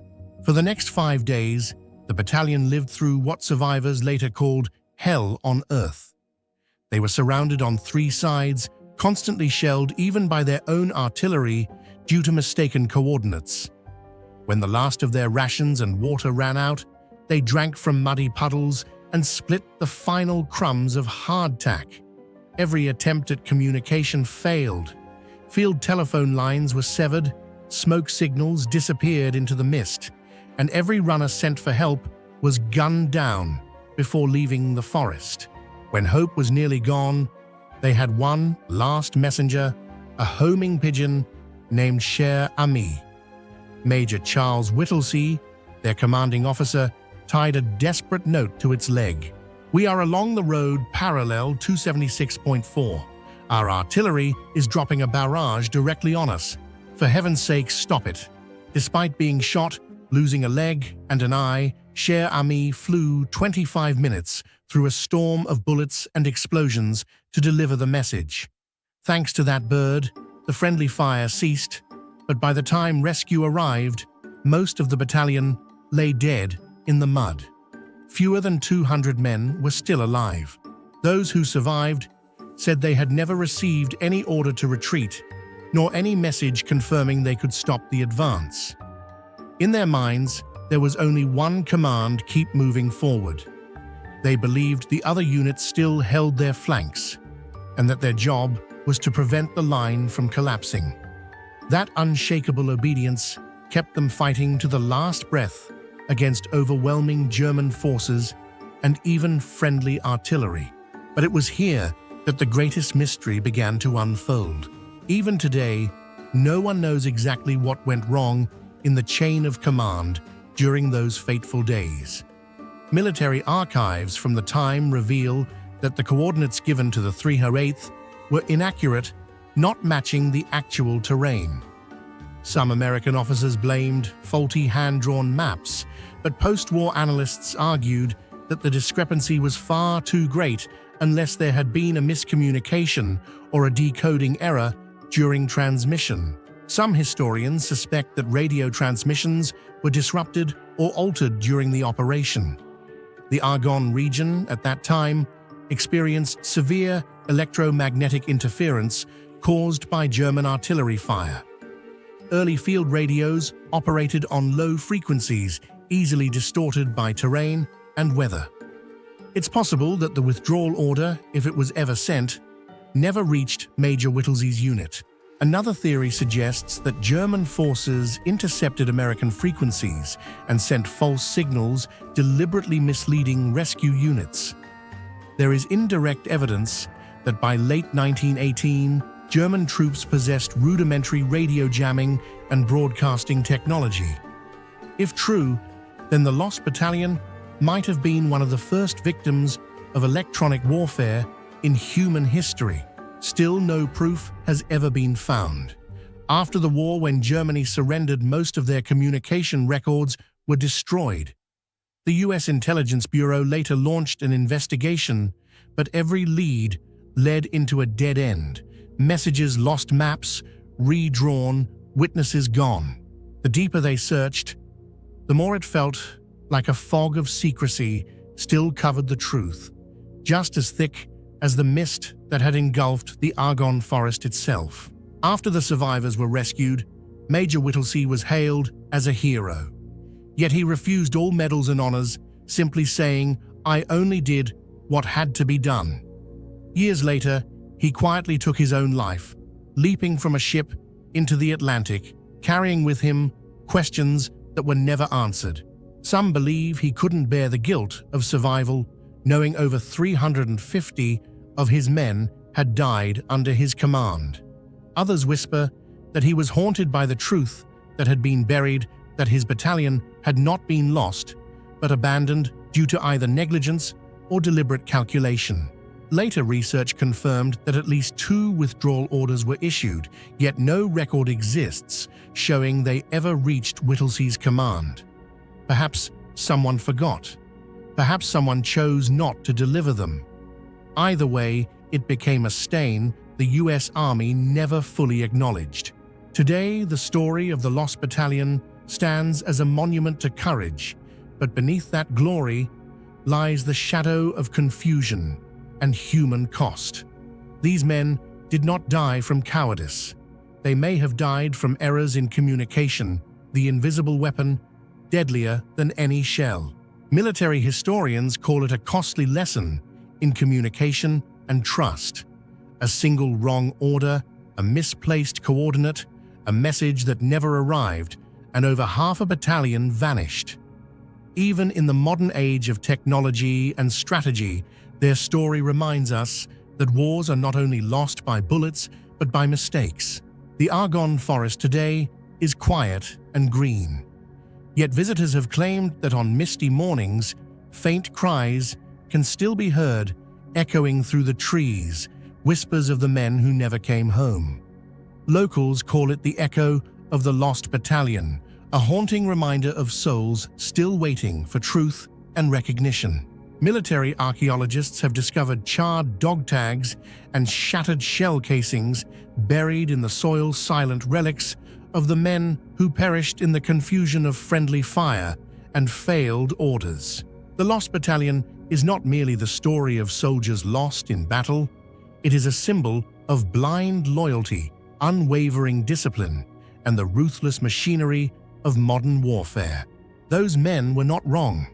They followed orders, yet those very orders, flawed by human error, miscommunication, or perhaps bureaucratic neglect, led them straight into hell. Even today, no one can say with certainty whether they died for victory or for a mistake. In the darkness of Argonne, they fought not only the German army, but also the chaos of misinformation, the silence of command, and the tragedy of orders that were never explained.